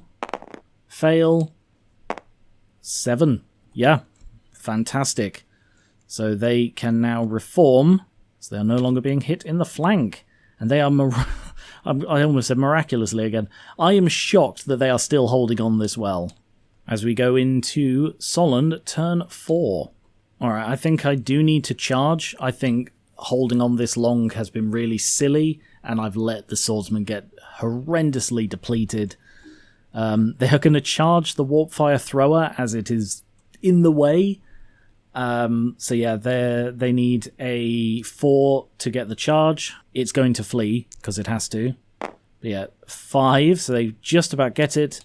And it flees 2d6 plus 1, total of 9 inches. So it just turns away and flees 9 inches this way, and then clears the unit. Again, they don't have to worry about being fled through because it's a single model. They then continue their charge, which is not enough. So they... oh yeah, they got a 5. So yeah, they move 4 inches forwards. That may have been a mistake. Okay. Well... Okay. We're going to see what happens. Over here... I kind of think I should probably just try and charge. Yeah, they can charge that without clipping. So that's 13. They have a movement of 7, so they need to roll a 6 on 3 dice because of Swift Stride, which they get. So who is actually passing through the dangerous terrain is going to be all of these. So that is the champion and 6 others. Champion is fine. 2 fail. So the back 2 knights get killed, but they get their charge. So they can just rotate like that, so they come in this angle. Move the crew out the way, because the crew are irrelevant. And they hit there, and then they close the... Nope. And then they close the door. The mortar is going to move... I need to double check how this treats dangerous terrain. Ah! Okay. Well, I wish I'd looked at this sooner. War machines treat all terrain other than open ground and hills as impassable. They are permitted to deploy in it, but they cannot move, they can only pivot. So yeah, they set up the mortar inside these trees, and then it cannot move. Magic, we only have Kelman left, as Gervig is tragically dead, but... rolling the... Oh yeah, that makes sense. Yeah, the winds of magic are sad today. Channeling Solland. Yeah, that tracks. Channeling Deathtoll. Nope, nothing there either. Screw it, let's go for Screich. I mean, he's outside of the range. So yeah, let's go for Screich. Why not? Why bloody not? So, he's got 2 dice. He needs a 5 minus his level. He needs a 4. Which he gets. And Screich, ooh, can he actually... He can just about dispel that. He's got 1 dice and he's got his second level. So he needs to roll a 5 or higher, or a 6. I think he needs to roll a 6. Ooh, I need to double check then, because I can never bloody remember. For the dispel to succeed, it must meet or beat the casting result. So he rolled a 6 plus 1 for a 7. Screich rolled a 5 plus 2 for a 7. It is dispelled. Screich is fine and giggling like a madman. Mad rat. Can the mortar see anything to shoot? No. Can it see anything that way? I mean, it can see the doom wheel, but sure. Like, it thinks the other mortar's probably dead anyway. It's got a very low chance of doing anything here, but he's going to try and mortar the doom wheel. It scatters. Direct hit. Ooh. Because the center hole is over it, that means it is a strength 6 hit, so it actually has a decent chance of wounding it.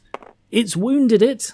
At strength 6 with armor piercing, it gets completely rid of the armor, so it does D3 wounds. 1. It does 1 wound to the doom wheel out of the 5 it has, but that's still more than I expected it to do. And we will come back to this in a moment. But first, the crossbowmen are going to shoot at the clan rats again. They're still within short range, 5 of them shooting. 4 hit, 3 wound, 3 failed armor. The cannon... Ooh, I kind of think the cannon should also go for them. Like, the cannon could go for Screich, but it's a low chance of doing anything. This clan rat unit is a big threat. So yeah, the cannon is going to shoot at them. Like, it's just pivoting on the spot. It doesn't actually, it's not actually clipping the fence. It's just, oh, they're just outside grape shot range. That's a shame. That would have been good. So aiming there, which is just 6 inches short, and it's also 6 inches away, approximately. So it overshoots by 6 inches. So that's a pretty direct hit, and bounces 8 inches. This is going to do some damage. So it lands right here, and again, bloody, it's on snap. Lands right here, and it goes through every rank. So Tronk has to take a look out, sir. He's fine. So that means it hits 8 clan rats. No armor saves allowed against any of these. So that is 8 clan rats dead, as it just goes smashing through all of them. I believe they had 40 at the beginning of this, and they've lost 11. That is a quarter. So they have to take a panic. And although Screich is there, Tronk actually has a higher leadership, so they can use his plus the 3. So they're testing on a 9 with a reroll. They pass. And the mortar can shoot them as well. I think he's actually going to go for the Skaven slaves, because they're sort of another threat that's bearing down on us. Oh, maybe I should keep trying to take out those clan rats. Skaven slaves aren't actually that threatening. Although, now with the positioning, no, I'd say that does sort of clip his base. So yeah, they're going to have to go for the Skaven slaves just to make sure they're not firing blind. So aiming there, which is a nice direct shot, just to check they're not within the minimum. Nope, not quite. Minimum of 12. So it scatters by, I don't know why I keep going over to the right side. Scatters by 10 inches that way, so that's probably taking it completely off, because it's not a very deep unit. Oh yeah, I was going to reform this unit. I completely forgot that. So yeah, that is all of the shooting. Combat. Let's do the Knights versus the Warp Lightning first. So impact hits is all 5 at strength 4. Not much chance of damage here, but they get 2 wounds anyway. Wow. So that's half his wounds gone straight off. They're then all the same speed, so the 2 crew are going to go first. 2 hit. 1 wound. Saved. 7 attacks because they're limited to the 6 models. 5 hit. They have lances, so 5 wounds. And that is that is over. And then they can't really overrun because there's the edge of the board, so instead they're just going to reform to face that way. Like, these knights have done a really good job sweeping down through this direction in a sort of a direction they weren't really expected because of the woods. But at the same time, like, this side is sort of turning that way. It is like a turning thing. I can't think of an example. Like a big thing that turns and, you know, one arm goes up, the other arm goes down. Why am my mind has gone blank? Let me know in the comments if there are suggestions for what I could be trying to think of and failing. Nothing's within 6 inches, so nothing needs to test for panic. And now it is the Vigbert versus the Clan Rats. Vigbert goes first. 4 hit. 2 wound. 1 armor. And a parry. Wow, 1 parry as well. Vigbert is not doing well. Then we have 10 Clan Rat attacks, because they can use their ranks now, against the Knights. Oh. Ha. Well. I have just noticed that I did not buy them standard bearers. I gave them a standard bearer and a musician, but I didn't buy them either of those things. So I'm just going to take out the musician. Which also means that their fortitude would actually be 2 lower. So they only had a fortitude of 4 for this standard, the battle standard bearer, and 2 for Screich. I did not notice that. It's not really had any effect up to this point because they've lost every fight they've been in, but it just means that literally if Screich dies, they lose. That's awkward, and I wish I'd known that sooner because I would have been going for Screich a lot more. It's because when I built the army, you see, I wasn't anticipating this to be a fortitude battle. So that was a last minute change and obviously has an effect. Anyway, 10 attacks, 6, 4 wound, 3 saved, 1 failed. So they are now using hand and weapons, so hand and shield, so they do get a parry. Oh, no they don't. It doesn't matter. I will look this up just for my own peace of mind, but I don't think you actually get a parry while mounted. Yeah, can't be used by mounted models. I mean, weird, but whatever. Okay. So they don't actually get a parry. Anyway, so yeah, that's 1 more knight dead. So, frankly, these worthless units are doing well at chipping away at their best one. The sad thing is that they need to absolutely kill every single thing in it in order to get rid of it because they're immune to psychology. But now it is 5 knight attacks because of the champion. 4, 3 wound, no armor, no parry, and then 5 horse attacks. 1 wound, no armor, parried. I will get rid of that standard bearer as well, and replace him with an ordinary one. I gave them shields, you see, but the idea of these is they were sort of minimum cost without being useless, so that I could get more weapons teams, which I think have done reasonably well. But yeah, so they get 1 for their one for their standard. These get no standard. They get 1 for rank. So the clan rats lose by 2. They are still steadfast because they have 2 ranks against 1 rank. So they are testing on 6 because they only have 1 rank now. 6 with a reroll. Fail. Fail. So they flee. Total of 10 because of scurry away. And they are pursued. 3. So they actually get away. So 10 takes them all the way through Screich and this weapon team to there. And they move 3 forward. So Screich and the rattling gun both have to test now. So rattling gun is testing on a 7 or a 5. A 5. Fails. I'm fairly sure they're within range. Yeah, they're within range of the battle standard. So testing again on a 5. Failed again. Screich on a 5. Passes. Good. The rattling gun flees. 4 plus 1 for scurry away. 5 from the closest unit, which is the knights. So goes 5 this way. Clears them. Like so.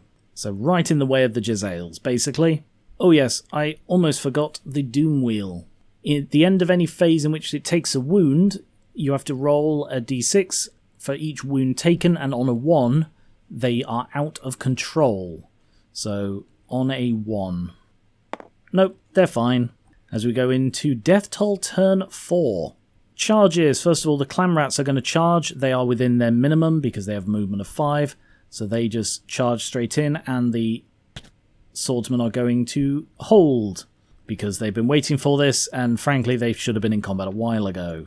Skaven slaves are going to charge at the great cannon. They need a 4 because they have a movement of 5 as well. They again fail. You know, Screich is right there. He is watching you fail this. So they move 2 inches forwards. Next, the Doom Wheel. Do I want to go for the mortar or the cannon? Mortar or the cannon? Mortar or the cannon? I think the mortar, because I think it's the slightly bigger threat. Because I do have some clustered units. So 3d6 forward is almost certainly going to smash into the mortar. Yes. So that is 9 inches. That's more than enough. Where is it as far as this goes? It is in the flank. So boom! Smashes into the side of it. Or actually, it should probably rotate like that. And testing these guys. None of them are within range of the battle standard bearer anymore. So we've got the warp fire thrower testing on a 5. Passes and recovers. We have the clanrat unit testing on a 5. Fails. And we have the rattling gun. Also fails. So the warp fire thrower is going to reform to face that way. The clanrats and the rattling. So the rattling first goes 8 inches plus 1, so 9. And the clanrats go bloody 12. So rattling goes 8 to there. Clanrats go 12, which I think means they're going to bunny hop to there. So they're probably out of this. The Jezzails are going to reform to face this way. Scratch that. Not reform, because reforming gets rid of their ability to shoot. They're just going to wheel instead to there. So wheeling means that they can still shoot, because Jezzails are not a move or shoot weapon. Screich is going to move all the way over here. So he's going to move 5 to there.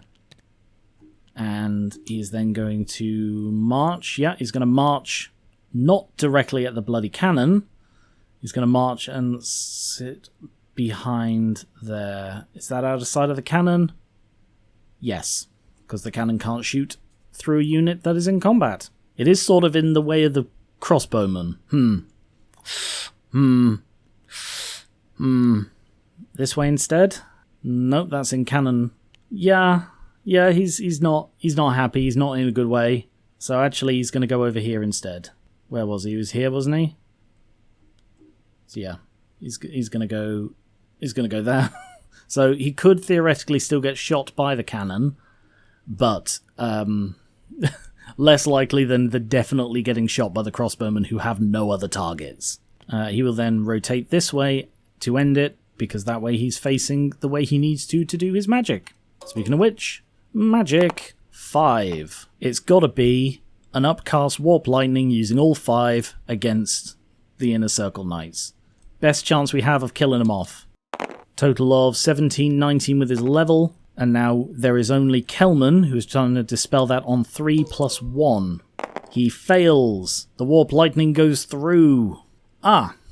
I completely forgot part of one thing that Screich is carrying. He's got the warp energy condenser, which I remembered as buffing his warp lightning. It also means that he generates an additional power dice on a 5+.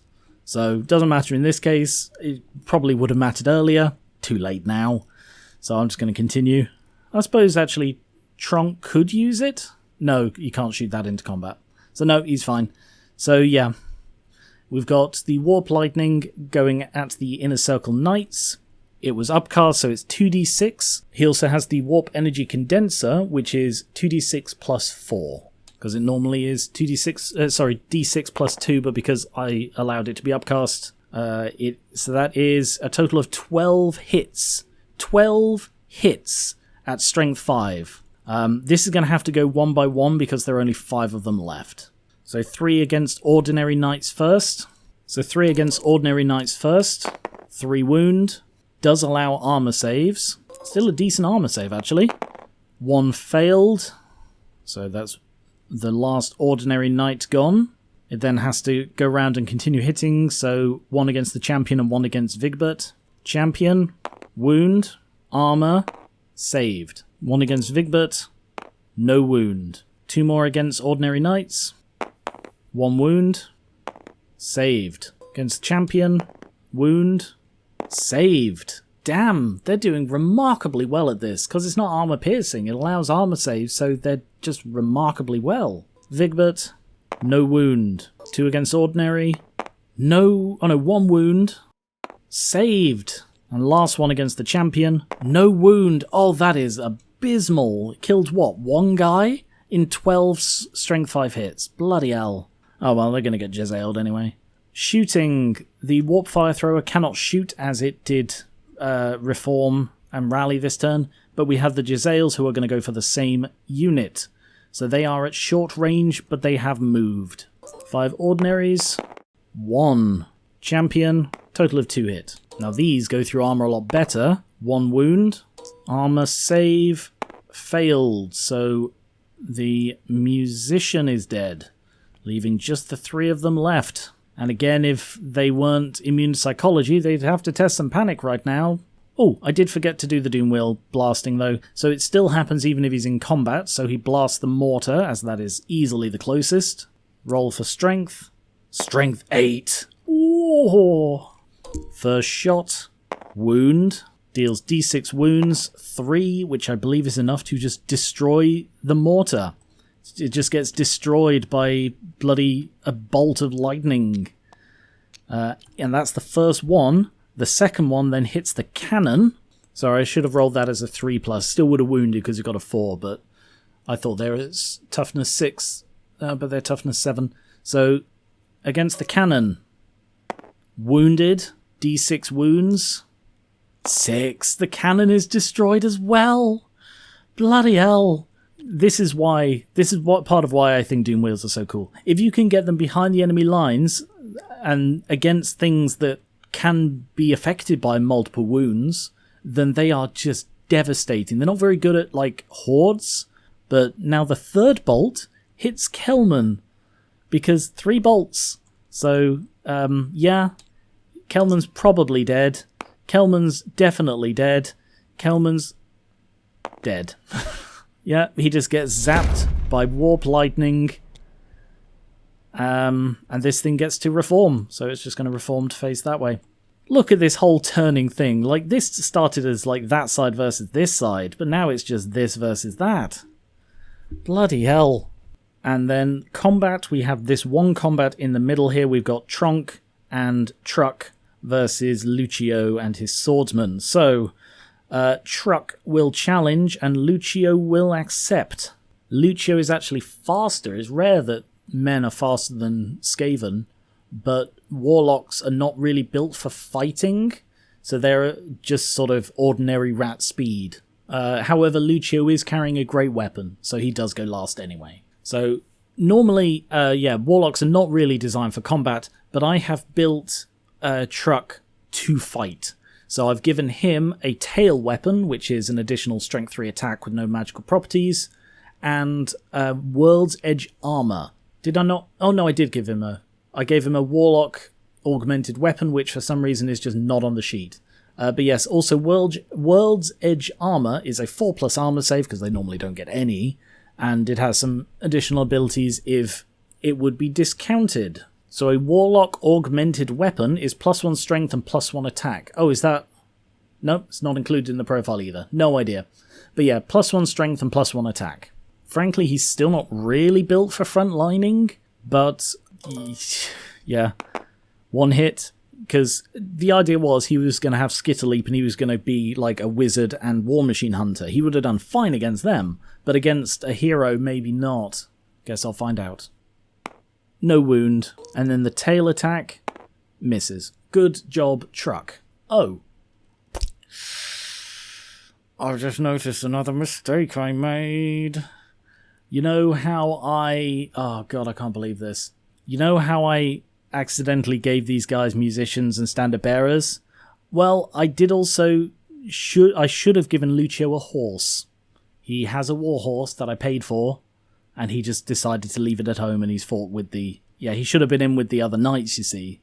Because the idea was, you know, the knights are very much the core of the army, and then the swordsmen were just sort of there too. But I put him with them, because I didn't notice when I was setting up the army that he needed a horse. So I'm sorry, Lucio.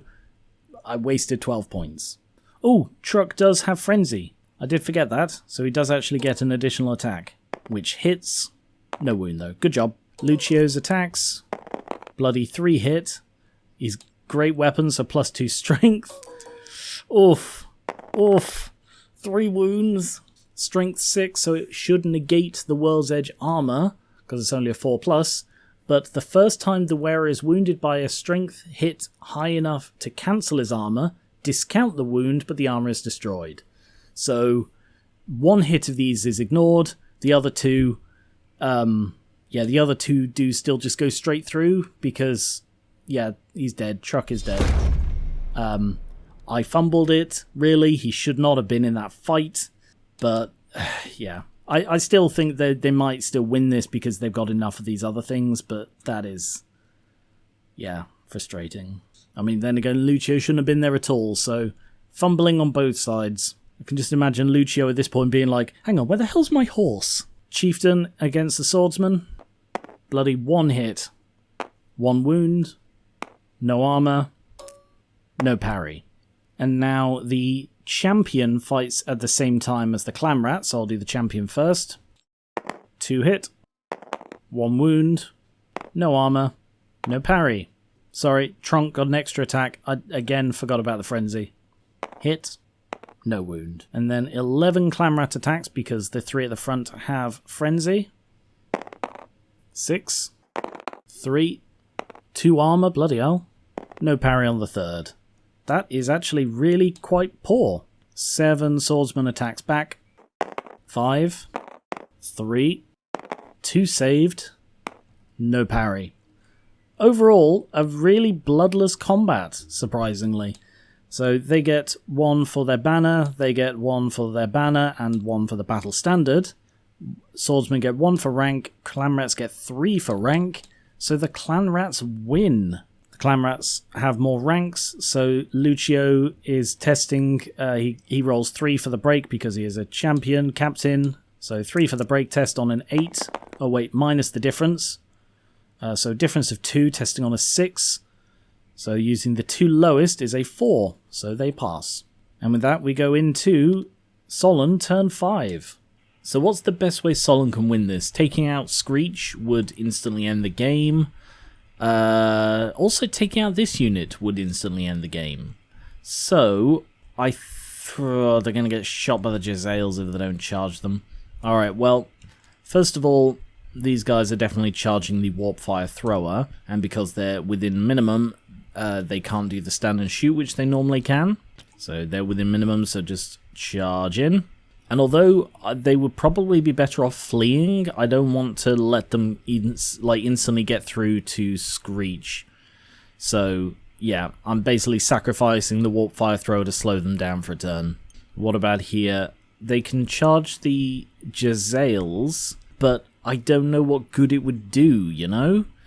Like, it would stop the Jezzail shooting, but is it better to attempt a swift reform and try and head up this way to catch the Clanrats? I think that's probably the better idea. So they're going to reform to face this way, and then they're going to try a swift reform, so they use Vigbert's leadership, which is a 9. They have a musician, so they're allowed to do this.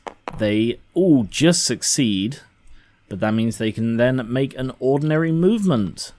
So they're going to move 7 up this way to there. So this way they are now within charging range of the Clanrats, and assuming they don't get murdered by the Jezzails, then they may be able to do some damage next turn. There is no magic. Shooting. Can they shoot? Yep, they can shoot the Doom Wheel. They don't have line of sight on Screich or on the slaves, and everything else is probably out of range. Oh no, the Jezzails are just within range. Do they have line of sight? They do, because the thing is a range of 30, you see, so yeah, they can shoot the Jezzails or the Doom Wheel. Well, the Doom Wheel is about to come and crash into the back of those. Yeah, I think the Doom Wheel's the bigger threat here. So yeah, we're going to shoot the Doom Wheel. It is also at long range, but 5 shots. 2, very low chance. Nope. The Mortar, I guess, will go for the Doom Wheel again. The Mortar can probably now see the Mortar can now see the Skaven slaves. But the Doom Wheel is the bigger threat. Like, the slaves are probably going to crash into the side. Then again, if the slaves scatter, they may take Screich with them. Ooh, I'd have to kill a lot of them. Yeah, alright, let's try that, because that might actually... there is literally the chance that this one shot can win the game. Yeah, I'd say that's just missing the bases, so therefore that is an unobstructed shot. And it scatters 2 inches that way, so I think that will still hit them. To there. And I would say that hits 15 of them. No one's under the center, so it is just 15 hit at strength 2. Wow. Wow, that is miserable. 2 wounds. And at that strength, it goes straight through the little tiny minuscule bit of armor they have, so yeah, 2 Skaven slaves, not enough to cause a panic. Oh wait, no, no, it couldn't have taken them out because Cornered Rats only triggers when they break from combat, I believe. So Screich would have been fine unless it had scattered onto him. But still. And then these 2 combats. Oh, I normally do like the general last, but given that this could very well be... Oh no, this wouldn't be the end of the game, because they haven't actually lost any fortitude. So yeah, let's do this one. Lucio will challenge, which will be accepted by Tronk. Lucio's wielding a great weapon, so Tronk goes first and still has Frenzy, which means he has 4 attacks, which all miss. And Lucio's, 2 of them miss. Last one, wound. The high strength gets rid of his armor, but he does have a hand weapon and shield, so he gets a parry save. And fails, so that is 1 wound off Tronk. Should he have 3 wounds? Why does it say he's got 3? He should only have 2 wounds, sorry. I seem to have dropped the ball a fair bit with the Skaven ones. Anyway, yeah, so that is 1 wound. I forgot to reset these. 1 wound for them. And now the sword champion is striking at the same time as the rat, so I'll do him first. 2 hit. 1 wound. Saved on armor. 9 clamrat attacks. Oh no, frenzy, so 13 clamrat attacks. Because the 4 in contact get an extra. 8. 3 wound. 1 saved. No parried, so 2 dead. But that still leaves them 8 swordsman attacks back. 6. 2. 1 saved. No parried. 1 wound. That is unfortunate because that was basically their chance. 1 for swordsman ranks, 1 for their banner, 1 for their battle standard. 3 for rank, 1 for banner, 1 for battle standard. Meaning the clamrats win by 2. So Lucio, they're not steadfast, they're testing on Lucio's -2, but on 3 dice. So 6 with a reroll. Sorry, I only rolled 2 dice there. Need to roll a 2 or lower. Okay, that's a fail. And then the reroll, again on 6. Ooh, pass, because of the 3 and the 2. And then we have 3 impact hits here at strength 3 against the warp fire. 2 wound. 1 failed the armor, and that's all it needed, so that is the warp fire thrower destroyed. Lone model, so it doesn't trigger any panic or anything, but they can now overrun. With Swift Stride, they go an additional 7 inches forwards, which is not quite enough to hit Screich. But there was a chance, and we go into Skaven turn 5. Are they in the front rank? Yes, they are. So they can be charged by the Skaven slaves, and they are within the minimum distance, so they are just going to rotate round and charge the flank of the swordsman. And they do count as defending. I'm just going to have to double check. Yeah. So they don't need to be sort of facing it front on. They can still defend to the side. So yes, they are defending this obstacle, which means the Skaven slaves have -1 to hit this turn. Compulsory movement, so the Doom Wheel. I don't know where I really want the Doom Wheel to go. I think down this way. Just position it so that it's in the way of these knights. So let's aim it that way. And then it goes 3d6. 11. Straight down this way, so it is right next to the Skaven slaves. And I need to test for both the rattling gun and the clamrats. Clamrats first. Testing on a 5, so they fail. So they flee. 7 plus 1 for scurry away, so 8 inches, and that takes them off the board. Rattling gun on 5 as well. Oh, it recovers. That is surprising, so it may actually be able to shoot next turn. So I'll just reform it to there. The Jezzails are definitely going to be shooting these. Screich, right. He is very, very aware that they are bearing down hard on him. So he is going to move over here, 5 inches, and then turn this way, because he's now out of charging distance. He can't be charged over there, but he can still... He's protected from being shot, he's protected from being charged, and he is going to do some lightning. Magic, 4. And because of his warp energy condenser on a 5+, he generates an additional 1. I've remembered now. Nope. And channeling as well. Nope. Well, the only thing I was really planning on doing was an upcast Warp Lightning anyway. So 4 dice on an upcast Warp Lightning. Could I get away on 3 dice? Probably, because I've got the +2 and they've got no additions to dispelling at all.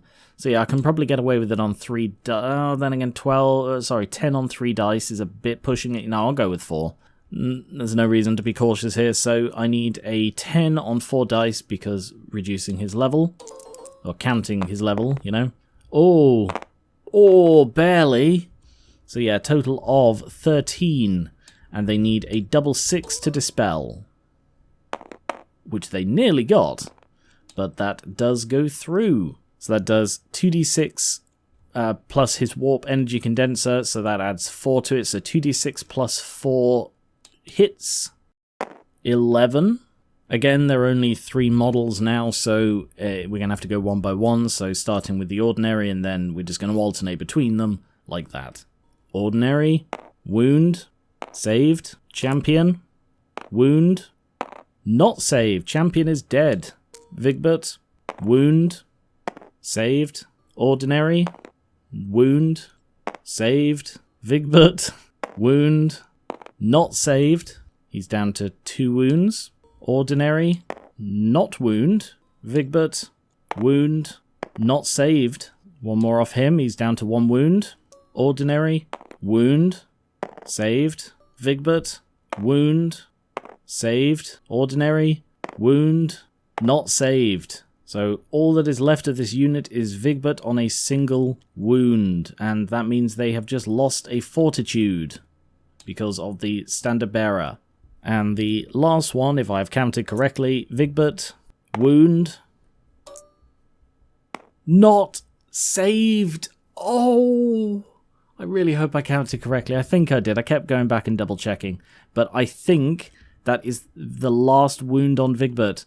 Just to clarify, because, you know, there was a lot of, like, roll and roll and roll and roll. The reason they had a 3+ armor save is because normally they have a 1+, because they have 4 for the armor, -1 for the barding, -1 for the shield, -1 for being mounted. That makes a 1+, and then it being strength 5 reduces the armor save by 2 to a 3+. Whew. There we go. That is Vigbert dead by Warp Lightning from Screich, reducing their fortitude to 3, meaning if either the swordsman or the knights break, then this is over. Shooting, first of all, the Doom Wheel is obviously closest to the Skaven slaves and will try and resist. It is testing on, may as well use its own 7 because it's higher than Screech's. Success, just. Rattling gun rallied, so can't shoot. The Jezzails are going to shoot at the Knights of the Blazing Sun. And they are, I believe, within half range. Yes, range of 36, so half is 18. They are all within half range. Ordinary 5, 2, champion, another 1, so 3. To wound, 2 wounds, with the high strength and armor piercing. Oh, hang on.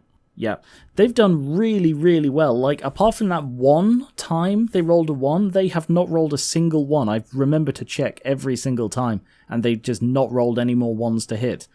But yes, they do get an armor save, which they fail 2. So 2 knights gone. But that is not quite 25%, because they had 10 guys left. And combat.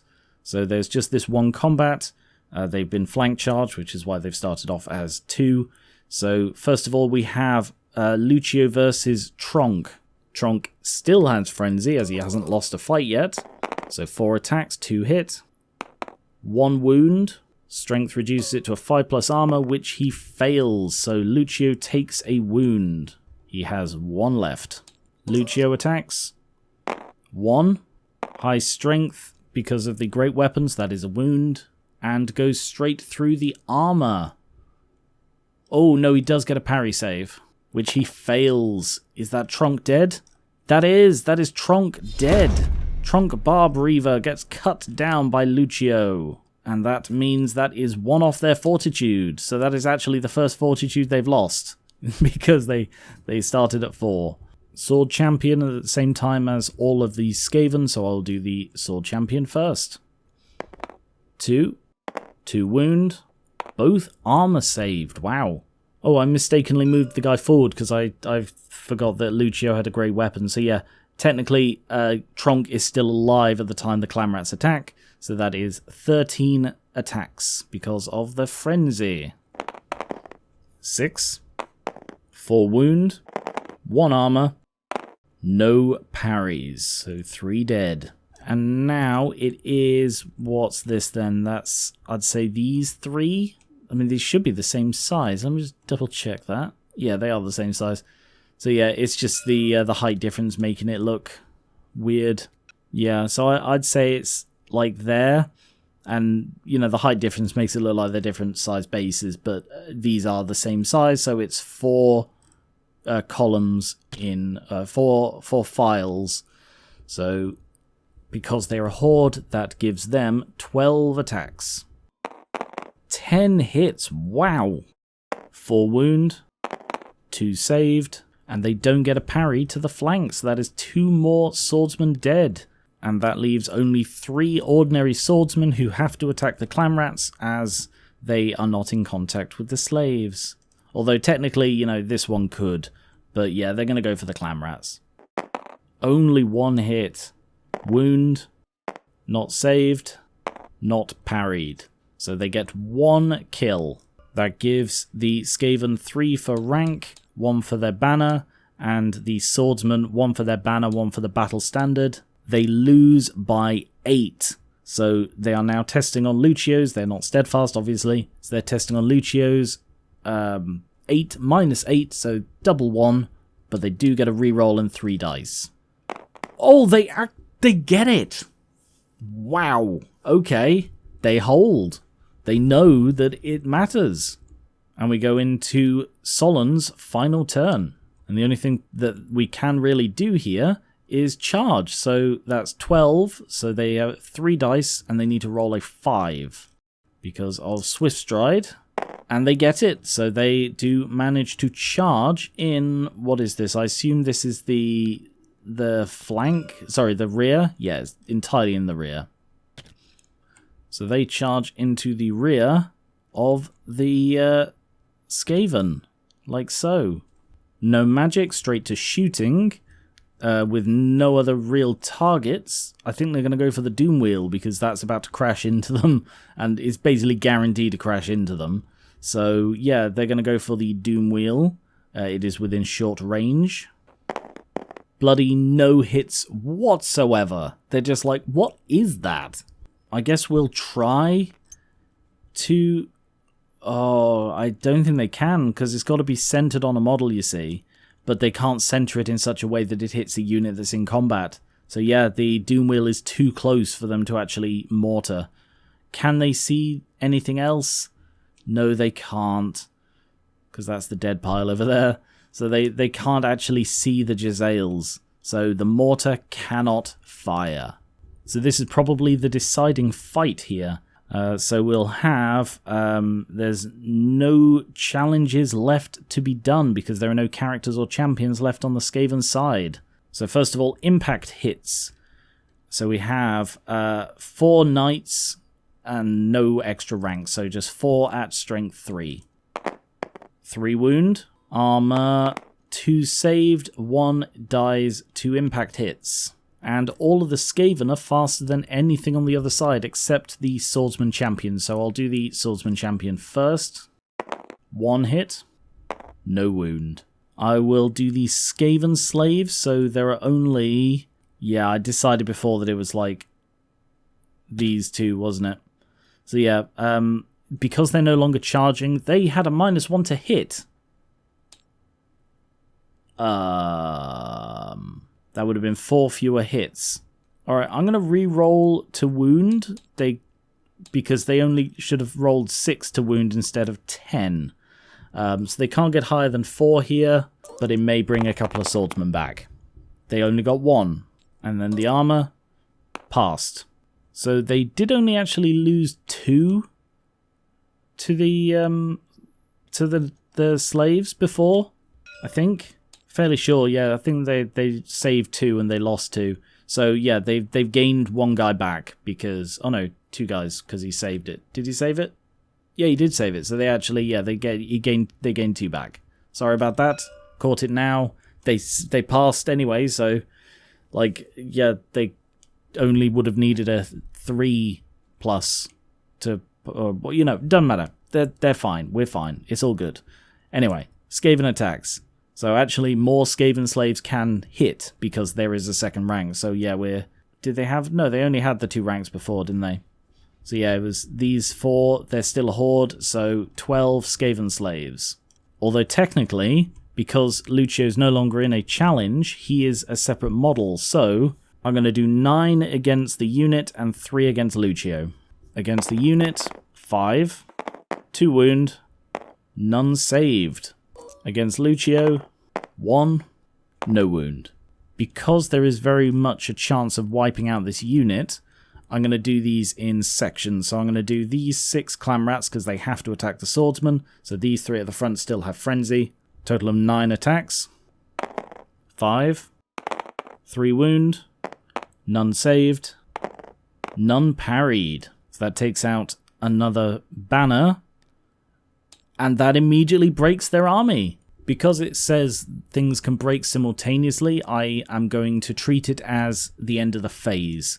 So the Solland army has broken, but it is just a question now of if the Skaven also break. So I've done these 3 files. Let's do the last 6 attacks all against Lucio. 2 wound. Oh, he failed a save. He actually... Oh, does he have any? I don't think he does. No, he doesn't. That's Lucio dead. Because he only had 1 wound left and he failed 1 armor save. So Lucio is also killed, leaving just the swordsman champion who has already fought. But the 5 clan rats at the back do get to strike against the knights. Sorry, they have frenzy as well. So 4 and then their frenzy attacks. So a total of 7 hits, because frenzy is any model that is in contact with an enemy gets the extra attack. 2 wound. 1 failed his save, so that is 1 knight gets killed as well. And then finally we have 7 knight attacks and then 4 horses. So not really finally, I guess. 6 hit, and because of their lances, they're wounding on a 2. And no armor saves, so that's 6. Oh, wow. 6 clan rats get killed by lances. And then 4 horses. 3. 1 wound. No save. Oof. So at the end of that, they've moved up to there. At the end of that, the Skaven still get 3 ranks for the Skaven slaves being in the fight. The knights and swordsmen get no ranks, although they do get 1 for their banner. The Skaven also get 1 for their banner. So even though they just got eviscerated by knights, the Skaven still win by 3.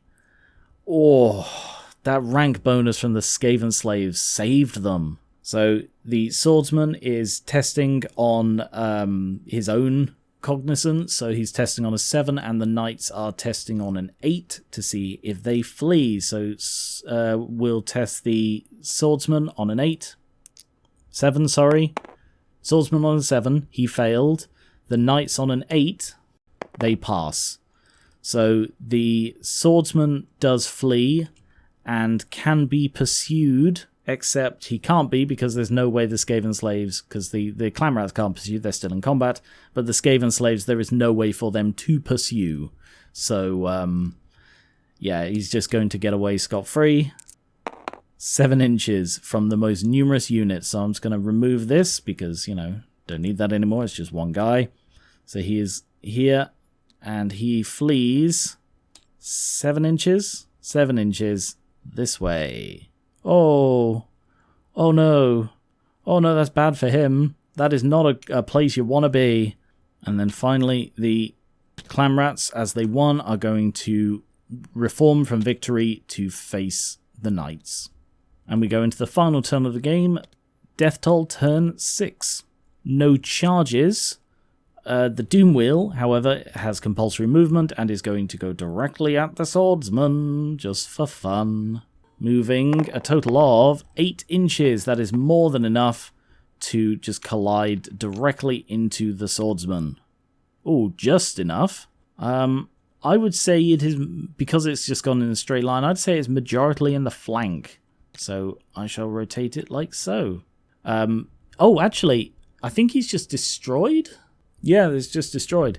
Because normally when you get charged, you can make a flee charge reaction. Against random movement, you cannot make a charge reaction. So yeah, he's just run down. So he just gets killed by the Doom Wheel. It just goes... You don't want to know the more realistic sounds it makes.